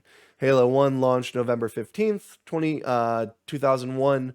So if they do November 12th, that's just a few days off and from the 20 years to the date, which I actually think would be pretty fucking cool.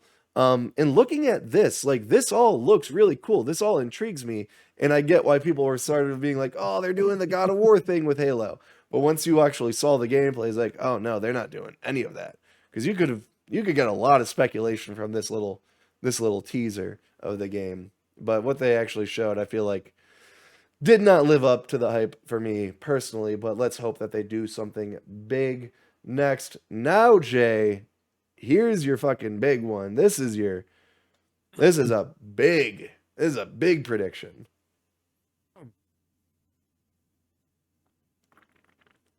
SOCOM, US, motherfucking Navy SEALs, dude. Sorry about the F-bomb, but SOCOM deserves like 80 F-bombs. Like, Sony is lacking in the competitive shooter market. Or like tactical, like they have no first party modern tactical shooters anymore. And why not bring back, it's still being played to this day. SOCOM 2 in particular is still being played to this day. People still play it and hold tournaments and shit. Like, I don't know. Like, I understand, like, it left a bad taste in people's mouth, but it was just executed off gimmicks and just poor shit. And I feel like a SOCOM game on the PS5 that has a solid multiplayer, or even if it's like, no, fuck that. No, I don't even want to see a free-to-play SOCOM multiplayer. Like, just straight up SOCOM, U.S. Navy SEALs. Scrap everything that's ever happened. Do a God of War. Honestly, Jay, I feel like I have predicted. Okay, before I do anything, like I said, like I said at the very top of the show when we started talking about E3, I feel like Sony is going to be.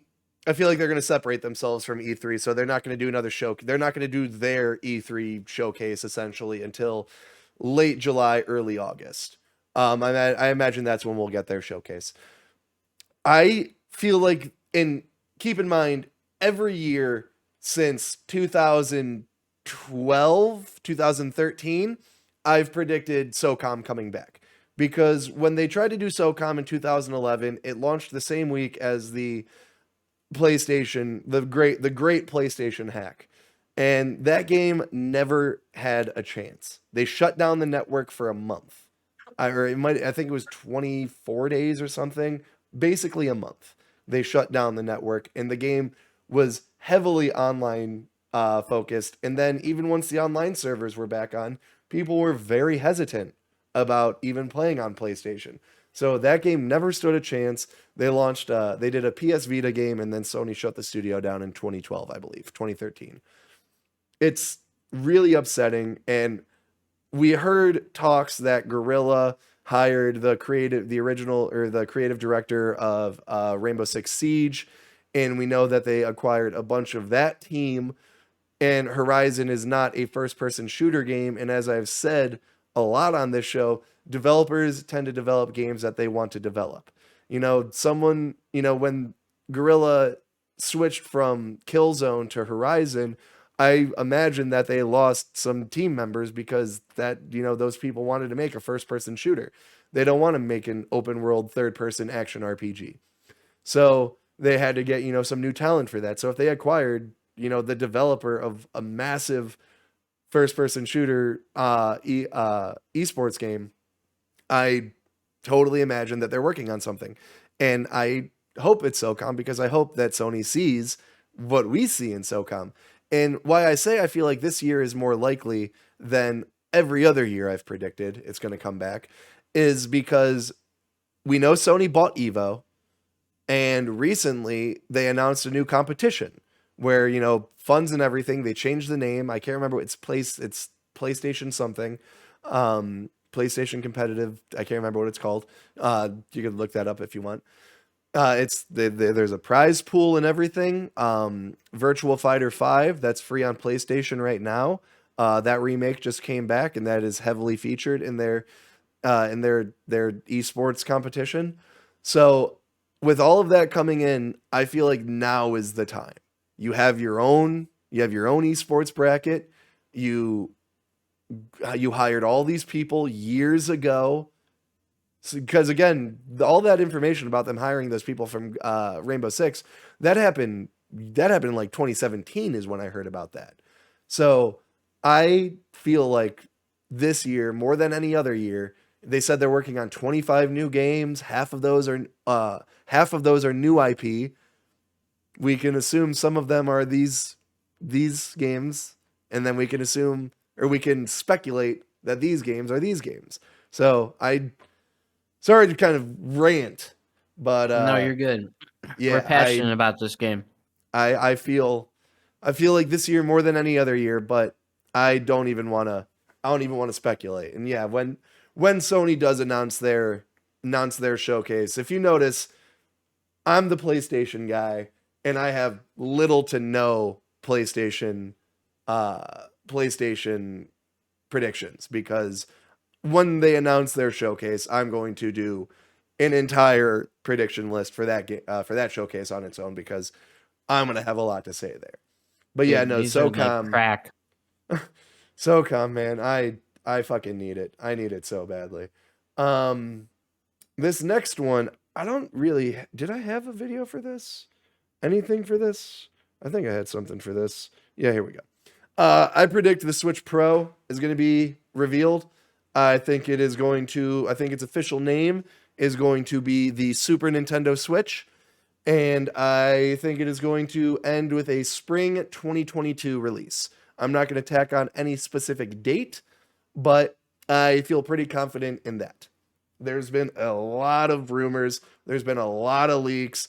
I'm pissed that I bought a Switch a couple months ago, like 3 months ago, because now this thing's going to come out, and from the rumors and the leaks, it's going to fucking blow the old Switch out of the water. It's supposed to have, a 1080p OLED screen, handheld 4K, 60 docked. It's running with NVIDIA hardware. It's got DLSS. It's supposed to be fucking literally too good to be true. But I've got hopes, and I'm curious what the price for the thing is going to be. Have you heard about these leaks, Jay? A lot of them have been happening our week off. I have heard some of the leaks, yes. We actually covered it. It was one of our earlier episodes, youtube.com/punk with a controller. Where I actually raised the question where do you feel like we need a Switch that powerful? Because I know they want it for, third party support for their Maddens and their NBAs and their FIFAs and, The Witcher 3 and Doom. I bet those run like dog shit on the Switch. So, they want it for that support. But like, I buy a Switch, and I imagine a lot of people buy their Switch for Nintendo, for their games.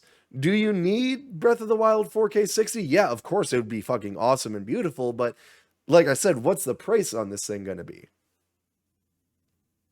So, I mean, I'm kind of raising that question again. Are you interested in a Switch this powerful? Me? Personally? Yeah, personally.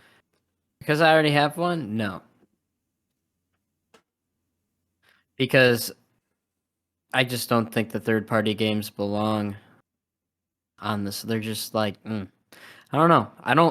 Like if I showed you my Switch library, it's Super Mario Party, Mario Kart, Super Mario Odyssey, Luigi's Mansion 3, Animal Crossing, like, I don't know. Just like you said, like it's not needed, but are people gonna buy it? Yeah.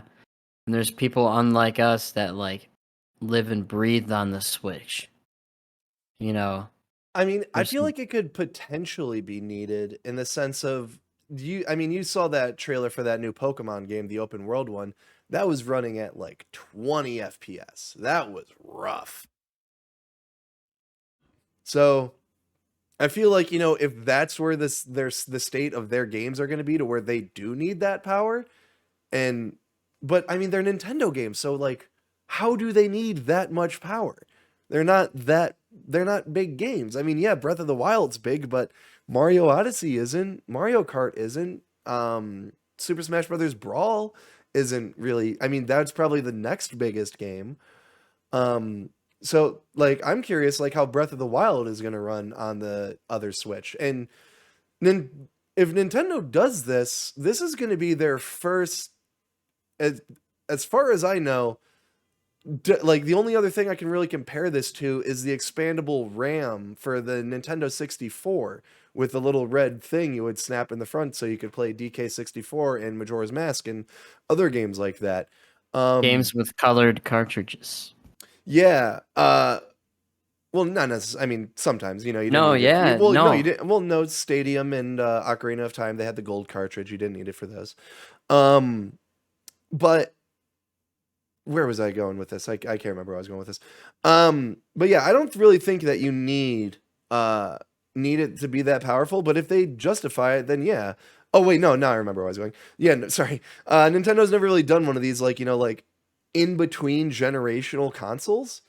So like I'm curious if it's going to be a situation where like here's Breath of the Wild 2 running on this the next Switch, the Switch Pro, the Super Nintendo Switch.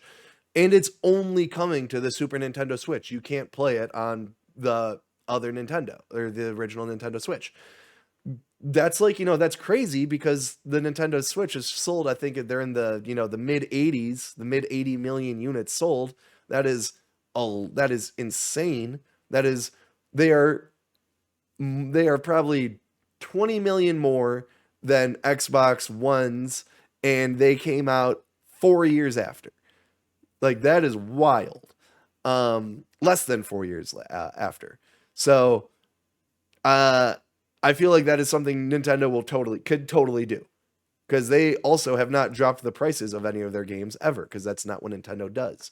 So I'm curious how they're gonna roll this out. The biggest thing I'm curious about is the price. If you had to guess on the price, what would it be? What's the Switch? $399? $299. $299? It'll be like $350 to $400. It'll be like PS4 price. Zero says, well, Wii U can't be called a full console as far as it as different as the PS3 to PS4. Well, no, I would actually say the Wii U was a full console. It was just a total and complete and utter failure.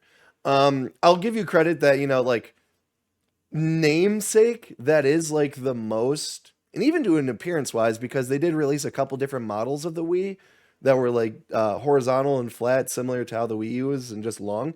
But the Wii wasn't HD. The Wii U was HD. The Wii U had games specifically running on the Wii U that couldn't run on the Wii. And the Wii U came out 5 years after the Wii came out. So that I did consider a genuine console launch difference. And the time difference is, Nintendo's always like a year off from the other two consoles. They kind of let them do their thing and then they go Nintendo's going to Nintendo is what I'm saying basically. But yeah, no, I think that sorry, excuse me. I do think the Wii U was, its own console. I don't think that was kind of a spin-off or an add-on or anything like that. But Jay, what do we got here next for you? Tarkov. Tarkov Battlestate Games is going to be at E3 for the first time ever. And that's who I that think was. Yeah, yeah. I got a in our document, just to help Jay with his predictions and my predictions for that sake. I put just a list of all the publishers who are going to be involved with this summer of launches for their games. And yeah, no, I recognized most of them, but Battle State I wasn't familiar with, so that makes sense. Yeah, they've never been at E3 or anything like that, and I think that they're either going to show off like the next generation of Tarkov, like close to final form, or they're just going to show this map because this is supposed to be one of the most detailed maps. Like there's This map we're individual. watching right now.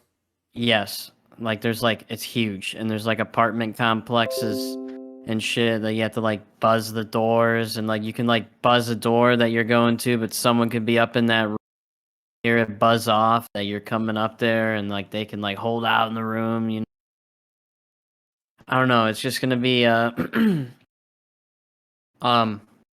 either a Streets of Tarkov like in-depth thing, like, or you know, regardless, they're gonna show this map, right? Does the game They just look? want, Does the game? Sorry to yeah, cut you off, but does the game look and run this good, or is it like an Arma and a Star Citizen situation where like this no. trailer was made and published by the developers, so obviously they're gonna have it look and This running the best this it can. this honestly looks like I cranked my settings and went into a offline raid by myself and just explored. Okay, because yeah, like Because Arma. it's running, it doesn't run like it's buttery smooth because of like the server issues and Wow, shit. But that was real big. Like, can you go and explore all back there? I don't know. I don't know. No, Like they said, this that's map's just gonna gotta be be like huge. background scenery, like mountains or something. There's got to be like a river blocking you. There's no way you could go all the way over there. But yeah, no, this looks really cool. But yeah, no, like I was just saying real quick, that like Arma, like if you look up like a trailer for like Arma's next expansion by the developers, it's probably like like 4K 60 FPS running fucking gorgeously, whereas my PC could slaughter pretty much any game.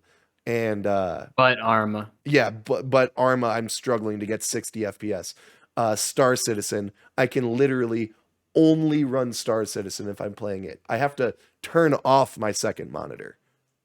It's fucking insane. If I want to run that game, if I want to run that game at 1440p with a reasonable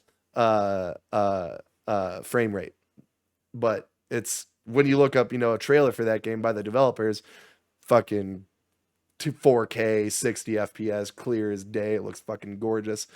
So annoying. So that's why I was curious about this one, because yeah, no, I could totally Yeah, see no, like it looks. This is Tarkov. It just looks like I'm alone in a map offline.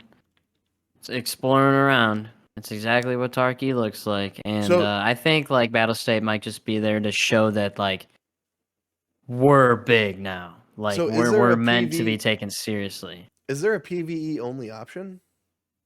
You can go on offline and turn bots on just to like practice. Oh, that's cool. Like turn like scavengers that are already in the map, you can turn them on and off in an offline. But it's not like other players. Yeah, no, You know? it's like Terrorist Hunt kind of, but just like bigger. No, it's just kind of like you go into a Tarkov raid, but there's no other players. And then you can even have like scav or scav horde and like have like a ton of them, like, you know. Okay. Because yeah, I really like that idea. Like like I like And like games. it's like no risk or reward. It's like a practice, like offline raid. Like Like when you just use it to explore.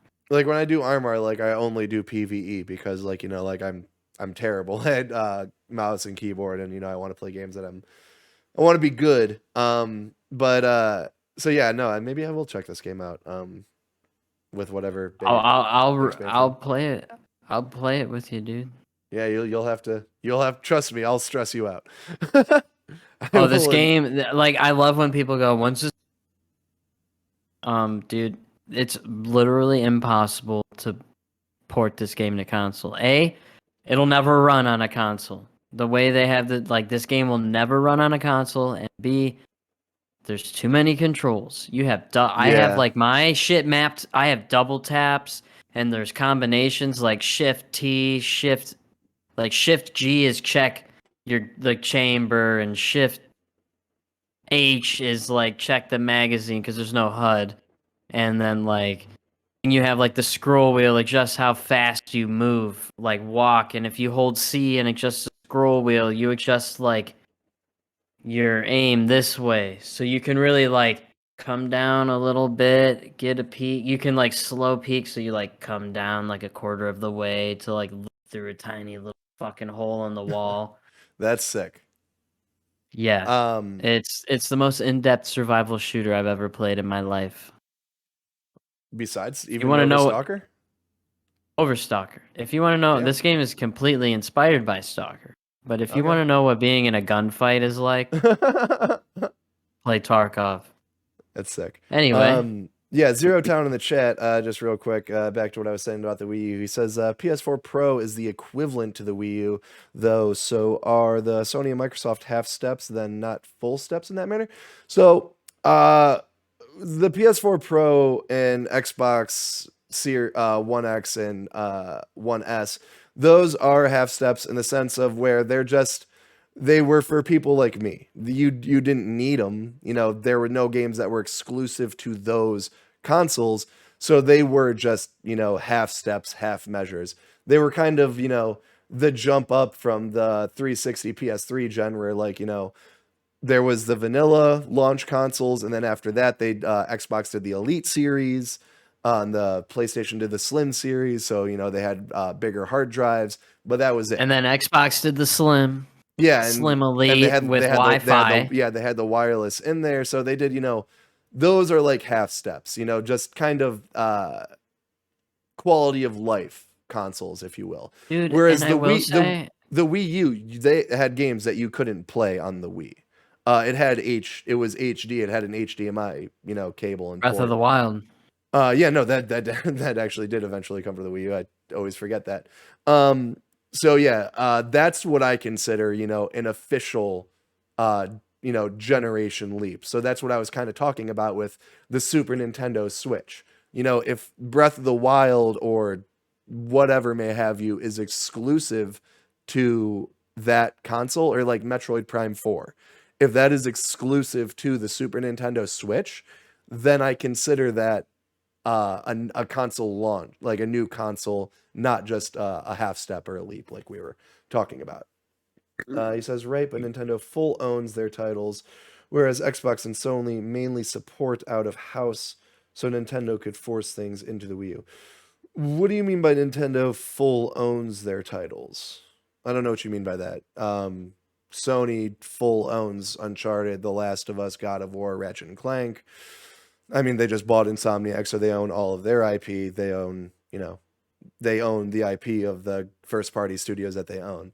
You know, they don't own Blood, or they actually might own Bloodborne. I'm not too sure. You know, that was developed by From Software, but From Software is not owned by Sony. So I don't know what you mean by that, but we can talk about this maybe at the end of the show if you remind me. Starting to run a bit long here, so let's just continue to move on with our predictions. My next one is BioShock 4. BioShock is one of the greatest video game series of all time. I don't know anyone who's going to deny that. And this game we know has been in works for quite some time. There's been some rumors and speculation recently about it being open world. I don't think that's gonna happen personally. I hope that doesn't happen. I hope they more so do like kind of a Metroidvania style open world. So it's, you know, it's just kind of non-linear more so than just completely open. And my prediction is hot. So strap in. First prediction is it is going to be a cross between you're going to be both on land and on earth. You're going to see what that is like, and then it is going to go underground. So it's not going to be instantaneously go into Rapture, and it's not going to be instantaneously go into Columbia. You are going to spend some time in the open world. Think Assassin's Creed 3, where you played as I can't remember the Connors. No. Connor. His dad. Yeah, when you played as his dad, but it's not going to be as long and as, you know, arduous. Like, you know, it's going to be half hour where you just see what it's like, you know, down there, because we've never seen that. And then it's going to take you to the underground. And the underground, I feel like it's going to be like a slave colony, basically, because we've seen what life is like in both of these other worlds and all these both of these other structures, and we haven't really seen the bottom. Like, we've seen the top, we've seen where the top go, but we've never seen the bottom. And I want to see what that looks like. I feel like it could potentially be really dark. Ken Levine isn't attached to it, so that's kind of has me like a little skeptical, because BioShock 2 is my least favorite BioShock, and that's because Ken Levine had nothing to do with it. There's been some speculation I've seen a lot of people talking about how they want the game to go to space, But I'm like, that's just System Shock. Like, why? Like, they've done that already. They did multiple of those. We don't need that anymore. But Jay, you got to be a BioShock fan, please. Yeah. Please. Yeah. Okay. Thank God. Yeah. No, I really do think that. And then also, this is my fucking mic drop. I want to play it safe and say timed PlayStation exclusive. Wasn't it a timed Xbox 360 exclusive? It wasn't like, like here's BioShock, like, like it's coming to Xbox for the first year, like it was with Tomb Raider, or Rise of the Tomb Raider, the second one of that series. But it was like Mass Effect, where for the first few years it was exclusive, and then they did like a pack where they like packed in the first two games and launched it on the PS3. And then Infinite came on the PS3, and Mass I Effect played came on the Infinite PS3. right when it came out. Dude, so fucking good. Yeah, So good. Good. I remember seeing the E3 trailer. It was for Infinite, and I was like, all right, this game looks sick. Then I remember it came out, and I was like, well, I never really like played through a BioShock game, but it was one of those summers. I was 17 years old, 16 or whatever. I'm like, I ain't got nothing to do today. I'm gonna go. It came out in like August, remember? And I was like, I'm just gonna go buy this game, fucking play it, and I ended up thoroughly enjoying it. It was I was a little hard on BioShock Infinite when it first came out, not narratively wise, just like the first hour of that game you kill more people than you do in all of the first BioShock. So that was like, it was way more action packed and way more action heavy, which was a little like offsetting to me, just because like the first BioShock is genuinely a horror game. Like an action horror game. Like that game is fucking terrifying. So I was kind of a little thrown, and the second game is terrifying too. They do have a lot of horror aspects, and where the second or the third one does get fucked up and there is like creepy shit, it's not scary. Like the first, there was actually a segment in Infinite that I don't want to spoil that was pretty goddamn fucking scary.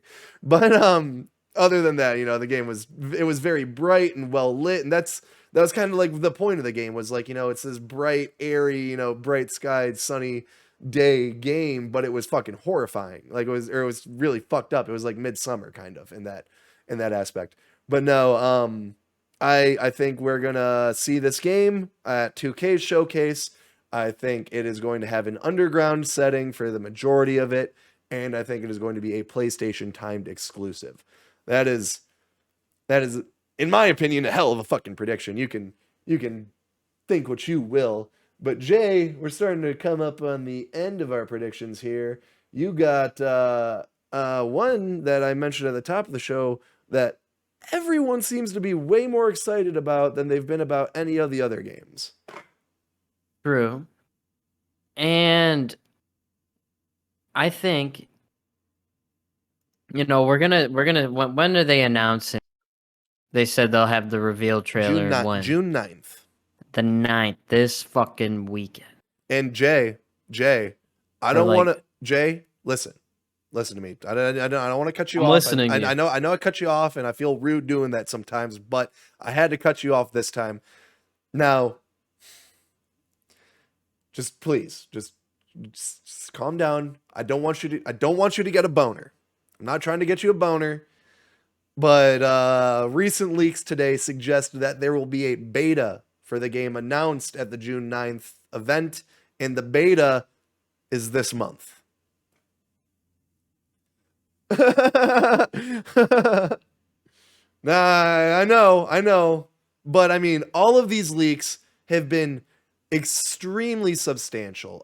This most recent one says that the title is going to be Battlefield 2042, which is 100 years after their very first game, Battlefield 1942, and is 100 years before their early aughts Battlefield game, Battlefield 2142. So, It's doubling down on the confirmation of 64 v 64 map sizes. They're going to be, you know how like in Battlefield 5 it got up to the point to where if you're playing Conquest, you're capturing bases A through fucking E or A through fucking G. Yeah. Like you are going like a third of the way through the alphabet. So the rumor is the maps are going to be so big is that they're going to be broken up into sectors. And these sectors are going to average to about the size of a Battlefield 3 map. So each map is going to be, I don't know, 3 Battlefield 3s. Maps. 2 words. 2 words. 2 words. We'll see. And it's not based off capturing the bases, it's based off of capturing the sectors. Well, if you got fucking 130 something people. They already did that in Battlefield 1 with that was a specific battles. game mode. Like this is like the point to where they're changing like they're gonna do modes like that, but they're changing Conquest itself because you can't. At that point, you would be capturing bases A through fucking Y. We'll see. WHY. We'll see what happens. I do think they're gonna show off either like the beta or like a good multiplayer demo, but they're also I think gonna show off a campaign trailer. Well, what I think they're gonna do is I think they're gonna show you like a snippet from the campaign, and then they will say we have a beta coming later this month, and then at EA's showcase they'll show multiplayer. They'll do what they normally do where they get a bunch of people together, a bunch of streamers together to play. And they're going to need 130 of them. So if they put out a fucking resume, I'm signing up. But yeah, no. Yeah, I definitely. I'm gonna pre-order this game as soon as it comes out. Like really? as soon as the, like All right, you don't understand. Like there was one game. The first game I got on PS4 was Battlefield 4. Oh, we played. I actually. Right. We played a lot. Right. And guess what? Throughout the years, what game did I always circle back to playing? What game did I wait? It came out on Steam. It's the day it came out on Steam, I bought it. Battlefield 4, dude. Like, it's just like playing the same maps over and over again, yet they're really never the same. Like, you're like, oh, I had a gunfight in that building, but the building's not there anymore. Yeah. Like this match, or like just like crazy shit that I never thought, like jumping out of a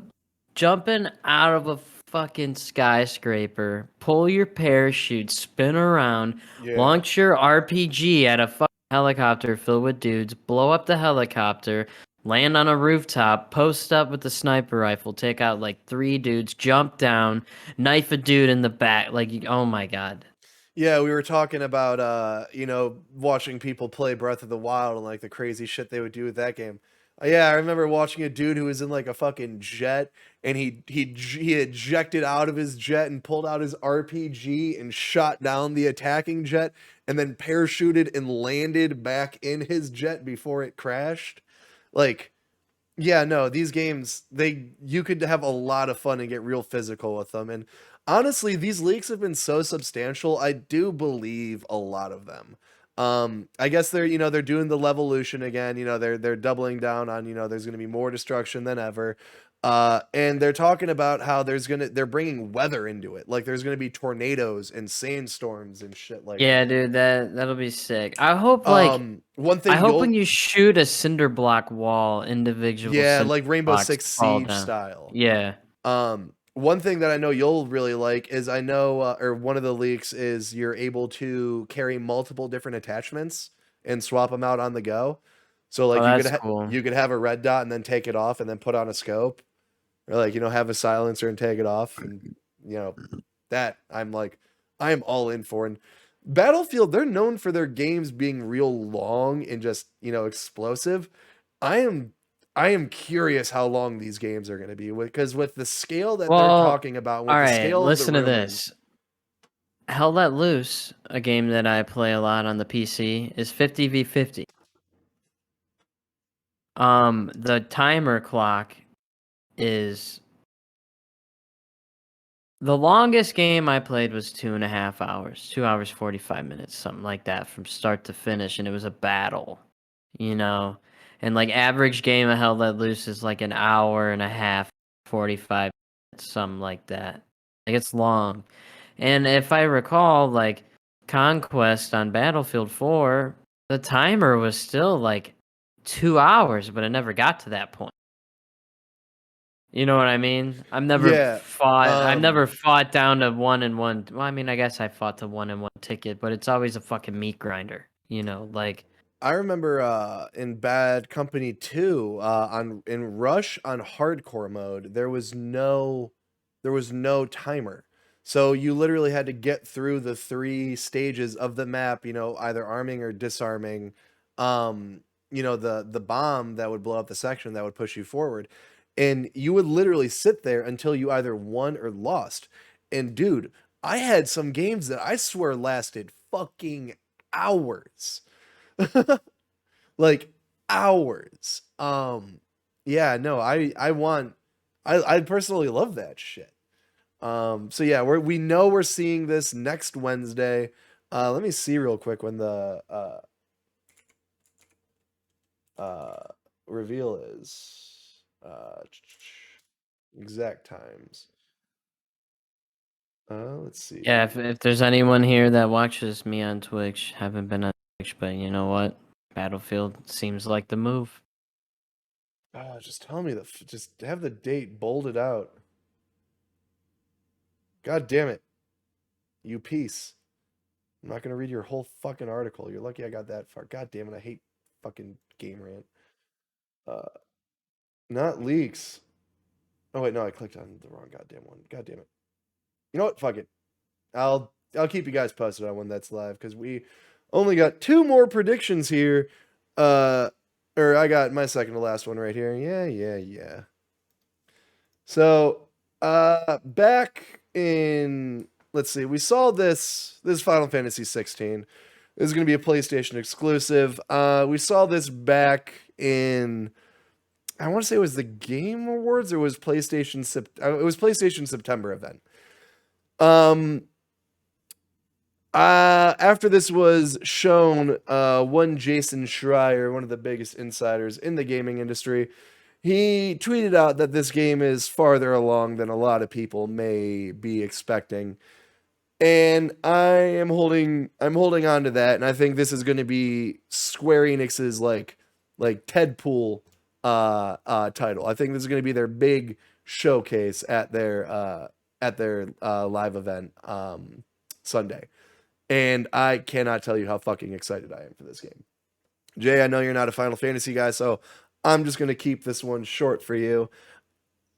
This game is being written and directed by Final Fantasy XIV's writer and director, and he has been so courteous and graceful with the Final Fantasy narrative. I can't tell you how well he's done it. He's been making the best Final Fantasy stories since the early 2000s. It's fucking insane. So, him behind this game with the engine and the gameplay of a Final Fantasy VII remake has me so excited. So yeah, I'm just gonna kind of leave that there. I think this game is gonna get revealed with a release. What did I say specifically? It gets a release window. I'm sticking with that. I'm not gonna say a specific date because I think that might be too far. Because Final Fantasy, they're usually all over the place with their releases, but I do really hope that we see something from this. Jay, your final prediction is one that I think is pretty fair. I think it's pretty fair. Pretty fair. Warner Brothers is going to show off this new Harry Potter game, and it's going to be banging. It's going to be banging. I hope. I forgot Avalanche is doing this. Oh, yeah. I mean, from like the little gameplay footage that they showed, the little snippets, if it is gameplay, it's going to be good. And I want to see, I'm just like so interested. Like, I love the Harry Potter. I prefer it over a lot of other universes to get lost in. And see late 1800s Hogwarts. Like, that's what I want to see. Like, This is before this is way before the movies and the books, and it has not like J.K. Rowling is part of it at all. So Yeah, I like was seeing Warner that. Brothers is having like full creative freedom of what before probably looked like, Which is and really strange because if you like read up on her, she's notorious for like forcing her hand into anything that has anything to do with the property. So yeah, no, it's actually pretty impressive that they were able well, to. after they announced, you know, she's kind of a bigot, and Yeah. they announced that there won't be any genders in the game, so Yeah, or pretty you dope. have the option to, do whatever you Yeah, want. it's gonna be a very progressive Harry Potter game. It's gonna be. Look at that. Yeah, I know. Fuck. I mean, the leaked gameplay, I remember that happened in like 2018 maybe. Look at Yeah, it was that. it was it was like it was shit like this. Yeah, it looks so fucking good. I'm not even really a Harry like like Harry Potter's like the concept of Harry Potter is cool to me. I don't really care about like this story of Harry Potter himself and like those characters, but like all of this shit, I love high fantasy. I love D&D, all of this is speaking to me, school of, you know, if I it's like this is going to be like a PG RPG bully.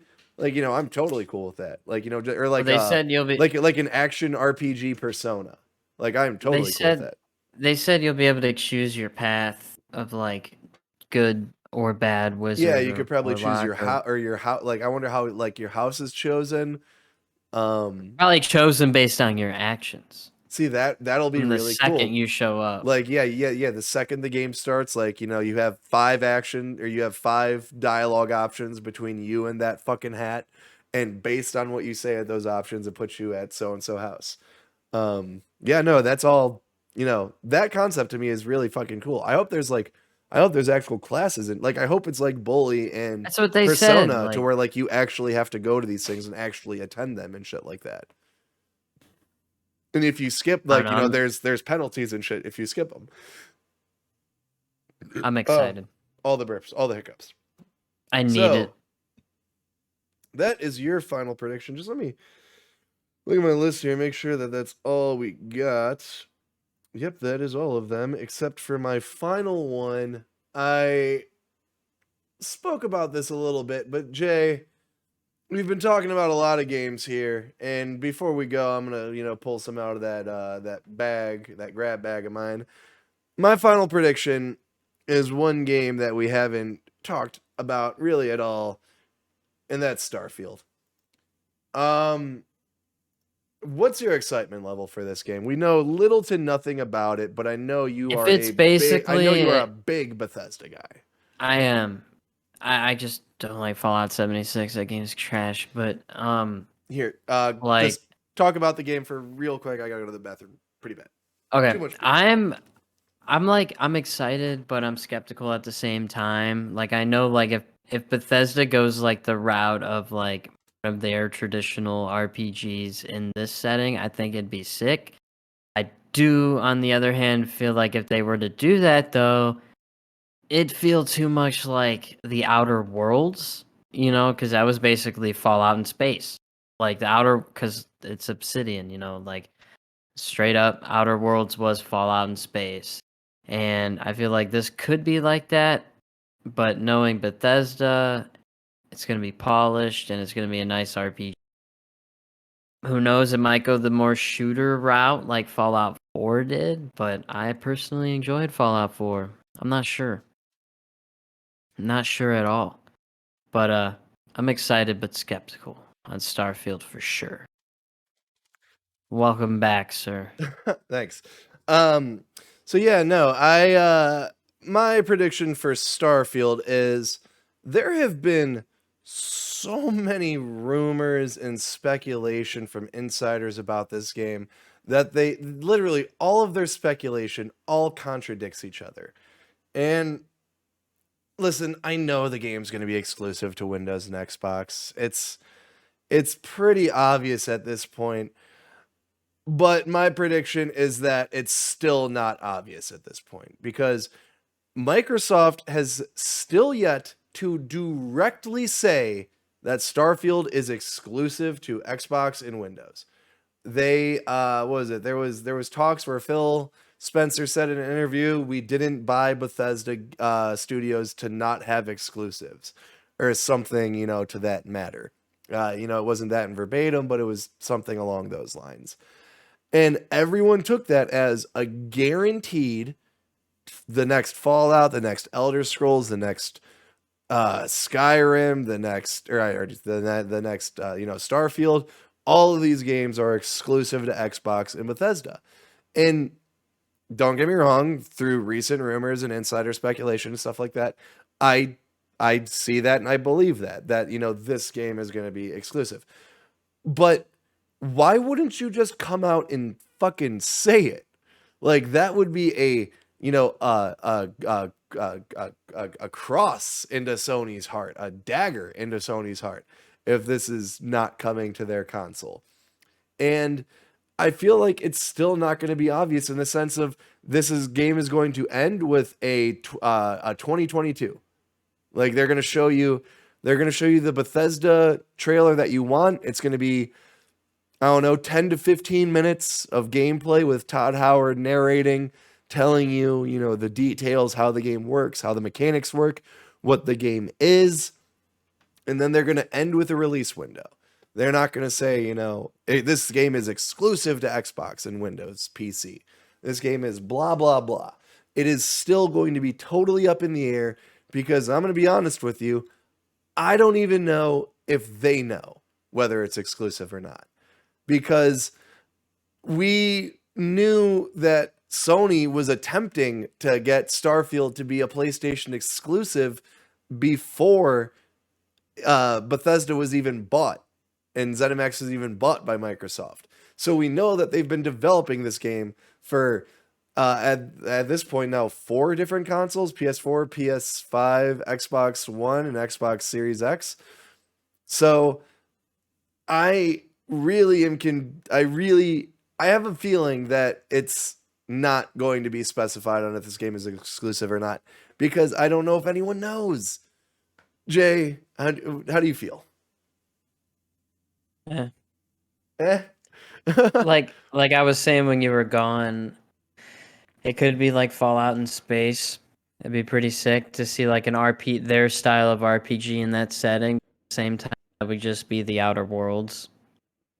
Well, no, it's gonna be. I mean, the speculation behind it is it's gonna be more than the Outer Worlds. It's gonna be it's going to be the Star Citizen idea of where you fly and land on a planet and then fly up and out and land in the space station.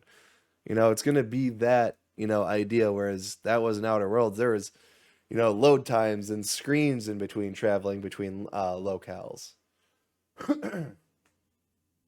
Never seen Bethesda do transportation aside from like janky ass horse. So I mean, if you want to break it down, I've never seen Bethesda do ladders.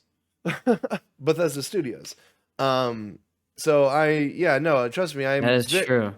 Yeah, no, think about it. You've never been able to climb a ladder in any of these games.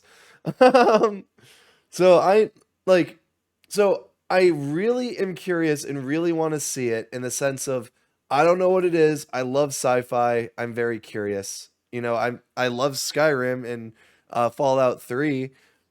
So I'm curious where Bethesda's at for this next generation. I'm curious if they announce any kind of okay. I've literally seen a bunch of high up people, like the blue check mark motherfuckers in the games industry, being like, if you think Starfield's coming to PlayStation, you're dumb. Like, you're dumb. Like, what do you like? Look at everything around you. It's just like, no one has Xbox has not specifically said Starfield is exclusive. And I don't give a fuck what Jeff Grubb says. I don't give a fuck what Jason Schreier says, to a degree. Until Microsoft specifically states something this big, until Microsoft or Xbox specifically states Hideo Kojima, I don't care what the rumors are, because there's another insider just as big as you guys who says his info is completely different than yours. So that is what has me really curious about Starfield. It's almost to the point where, like, I'm not really curious about what the game looks and plays like. I'm curious for if they're going to word for word be like only coming to Xbox and Windows. Because if that's the case, then I do believe Elder Scrolls 6 not coming to PlayStation. The next Fallout, whenever that is in 2030, not coming to PlayStation. Um, whereas when Phil Spencer initially said, we bought, Bethesda for exclusives. What I read that is your Indiana Jones, your Arcane Studios is supposed to be working on a vampire style game. The Prey team, they're supposed to be working on Omen. That was another E3 leak. This Omen game, that's supposed to be like a vampire style game. Like that's going to be exclusive to Xbox. But these massive titles, where, like I said a couple episodes ago, that you would be excluding that you've developed on 120 million units is like, Jesus Christ, talk about bad business. Like, yeah, and like I get it. You want Xbox subscribers, but if Starfield is word for word exclusive only to Xbox and Windows from the horse's mouth themselves, I'm not gonna get a Xbox Games Pass subscription and play the game for a month. That's a game that I'm gonna play for years. So I'm just gonna buy the game on Steam or whatever store it's on. Now, again, that does benefit you, but that doesn't benefit you how you want it to benefit you. You want me to get Games Pass because you want it to be Netflix. But I mean, Jay, how do you want to own your games, or are you fine with the idea of, paying a subscription and streaming your games? Because personally, I like to own. I don't my like games. that because I don't like that because then what happens when the subscription's up? Then And you you don't can't have the play the game. games. I mean, you still So have your fuck save that. files, so like, whenever you do pay the subscription, then you can play them again. But I don't know. Stupid. That's why PlayStation Now failed. Now it's still going. It's not failing. It's they're still trying. They've got some big titles. They've got some big titles coming this month. My whole thing is, it's like Games Pass isn't really appealing to me as a 25-year-old, attempting his way into the industry, in the sense of, if it's an indie game, I don't want to pay $15 a month to Xbox for my ability to play it. I want to give that money directly to the developer and buy the game full price off them as much as I can. Same thing with Starfield. Like, I'm going to want to support that game and buy it because I want to own my games. Like, if I was 12, I would fucking the exact opposite. If I was 15, 16, the exact opposite. Like, I would kill for Games Pass. I would not be a PlayStation kid if I was, 16, 15. I would be jealous of the PlayStation kids because they have all the dope games, but I would kind of balance myself out because, yeah, they have all of the dope games, but I have all of the other games. Like, Xbox Games Pass, they gotta have like 600 plus games. They have fucking everything. They have so much shit. So like, I'm not taking away from that, but like, me being me, I want to support the developers. I don't want to support the check that Microsoft cut them for their game.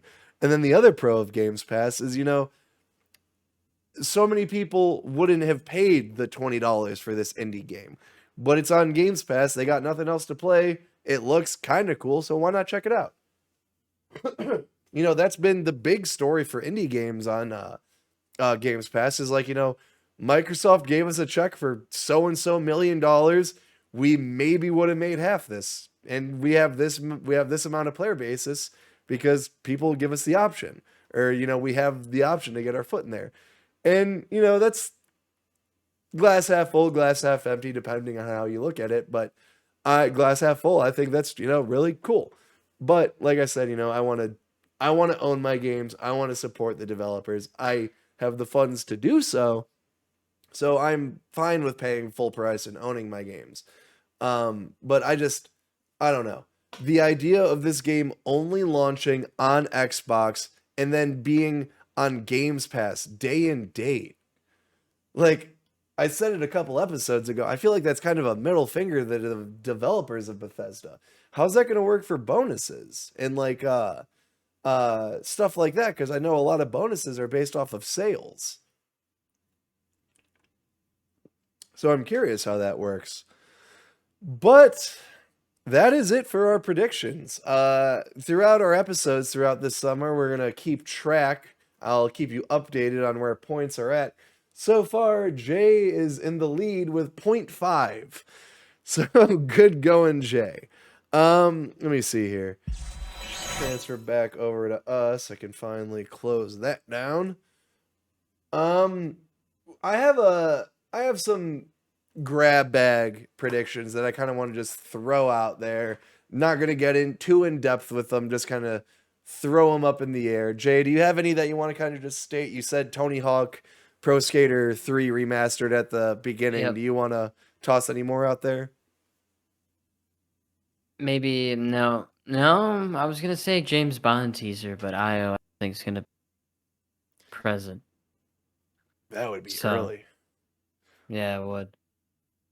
They gave a teaser last year, so. Let me see. I got a list of all the developers here. Nope, no IO. No IO. Let me see. I got a lot here. GTA 5, the remake and next gen console version of GTA 5 is going to be as visually impressive as Red Dead Redemption 2, and it's going to piss everyone off because they think it's just GTA 6 and they find out it's just the remake of GTA 5. Oh, I didn't mute for that one, my bad. It was weak, but it's okay. Fuck you. So yeah, that's just one dumb one I got. Spider-Man is going to be shown in the Avengers. I think that's that might be a safe bet. That's why I just put it in the grab bag. I think Elden Ring is going to be lackluster. I feel like Final Fantasy Origins, that's going to be shown. That's the Team Ninja style, or that's the Soul style game from Team Ninja, the Ninja Gaiden and Neo team. I feel they're working on Final Fantasy, or it's called Final Fantasy Origins is the rumored title. It's going to be a Souls style Final Fantasy game. And I feel like that game is going to impress people more than Elden Ring. And if that happens, I think that is going to be fucking hilarious. I really hope we see Elden Ring, and I hope it's not lackluster. I hope it is nothing but impressive and dope, and I really can't fucking wait for that game. An open world Souls game written by George R.R. Martin and the writer of the Souls games. I'm just gonna butcher his name if I attempt it without it being in front of me. Unreal or Hellblade 2 is going to be shown running in Unreal Engine 5. I feel like that is the type of blow that Microsoft would want to give to Sony, in the sense of Sony has so far invested almost $500 million into Epic, and if Microsoft, we know Hellblade 2 is running in Unreal Engine 5, so if Microsoft is the first studio to display the first AAA game running on Unreal Engine 5, I feel like that would really make Jim Ryan fucking angry, and I think that would be kind of funny. Jedi Fallen Order 2 is going to get teased. Cal is going to have a beard. It's going to take place many years after the first game. Breath of the Wild 2 gameplay shown running on the Switch Pro. It is people fucking come. Men, women, non-binaries, everyone's coming. This one I was battling to not have in my predictions list because it's spicy, but you could also see it. Lego Avengers Saga is announced. It's the Infinity Saga. It's basically all the Avengers movies. I don't think it's gonna happen. I don't think it's gonna happen because the Skywalker saga was canceled. Just up, like everyone's pre-orders got pulled and everything indefinitely out of thin air. Well, what I could see happening is they're like, hey, this is the release date for the Skywalker saga. here's pre-orders. Sorry, 10% off if you pre-order within this first week. And also, by the way, one more thing. And then they just tease it. I'm not saying you get, some big blowout. I'm saying like, you see the gauntlet, like the Lego gauntlet just form of the Infinity Hand. And then it's going to be Avengers, Age of Ultron, Civil War, and then Infinity War and Endgame. So there's that prediction. I got a couple more here. Marvel Universe game in the vein of XCOM. Are you an XCOM fan? No, I've never played XCOM. What? Dude, do you like RTSs at all? It depends. Dude, check out XCOM. Seriously, like, what's XCOM on? You good? Yeah. Yeah. Okay. Yeah, no, dude, check out XCOM is so fucking good. I'm not a big RTS guy either, but XCOM are some of my fucking favorites. They are so much fun. And just look up XCOM. Do you know what XCOM is? Yeah. Okay. Picture that with Marvel. Does that not get you fucking hyped at all? God, you piece. You piece. So I only got 2 more grab bags. These again have no meaning. Square Enix, they've been working on a Guardians of the Galaxy game since like 2015. We have not heard or seen anything. Bruh. It's gone. Bruh. Like, again, I am in my predictions, I'm creating the best E3 of all time. And it doesn't even include Sony. And I'm saying that. So, could you fucking imagine? Could you imagine if on top of everything we know we're getting... Oh, wait, you're not even a fucking Marvel fan, so why am I... But you gotta know the hype. I like Marvel, like, well, but I mean, not MCU. MCU. Oh, yeah, no. Okay, Not yeah. at all. But you know the hype around it. So could you imagine a fucking Guardians game? You'd play it. I know you would see it and you'd be like, God, this looks sick. How could I not do this? Maybe. And then my last one is actually one I thought about at work today because I was thinking about re-downloading it. State of Decay 3. Did you ever get into State of Decay? Yeah? Yeah. Dude, State of Decay is probably the best zombie game. And now that Undead Labs is fully owned by Microsoft, like they were bought near the end of development for State of Decay 2, so they didn't really get any publishing funds or any money from Microsoft. Now that they are fully owned and fully backed, similar to Stalker, now that they're fully backed by Microsoft and have that budget, dude, I feel like State of Decay 3 could be huge. Because those games have always been like janky, like people just play them for like what they are and their mechanics and kind of just maneuver around the jank. If they get rid of all the jank and it is triple A, like look at Days Gone. If it looks like Days Gone and it's what you love from State of Decay, dude, that is going to be massive. And I've been I'll play through the second game with you if you want to do that soon. Oh, I've never played the second one. I've never played the second one either, and I am 100% down for that. I will buy it this week. We should do that. I'll buy it when I get paid. Just let me know when you get it. Because I never wanted to get it because I don't have anyone to play it. But if we grind it out together, that'd be fun. Anyone in the chat, you got State of Decay or you want to play State of Decay? Let's play. Because also that game will be cross-platform, or that game will be cross-play. So and that game is on Xbox Games Pass. So if you got an Xbox out there in Games Pass, hit us up and we will get a party going in State of Decay. But that is all of my grab bag predictions. That is the end of all of our predictions. This has been our longest episode to date, which is kind of fun because yesterday we were talking about how this was going to be a shorter episode because we were trying to squeeze it in. And I'm happy that we gave it time and were able to break down and discuss all of our predictions. It was a lot of fun. I had fun. Yeah. So we will be back next week, the day of E3, or the day before E3, actually, just after Jeff Keighley's Summer Games Fest start. I am going to live react to that on Thursday. Hopefully I'll be home in time for that. But if I'm not, I'll live react to it afterwards and just catch up. I will be streaming Ratchet & Clank Rift Apart on Friday, June 11th before we record. Going to play for as long as I can because the excitement for that game. But this has been Punk with a Controller. I'm Paul Sabo. This is Jay Hamilton, aka twitch.tv/LordxHam. Please go follow, like, and subscribe to both of these channels. We put a lot of work into them. If you missed this episode, that's totally fine. Go over to youtube.com/punkwithacontroller. This is going to be our 10th episode. Next week, we might have more E3 predictions. We might just do a massive news mashup because we've missed so much throughout these last couple weeks. But please like and subscribe, twitch.tv/punkwithacontroller, twitch.tv/LordxHam. Go over to youtube.com/punkwithacontroller.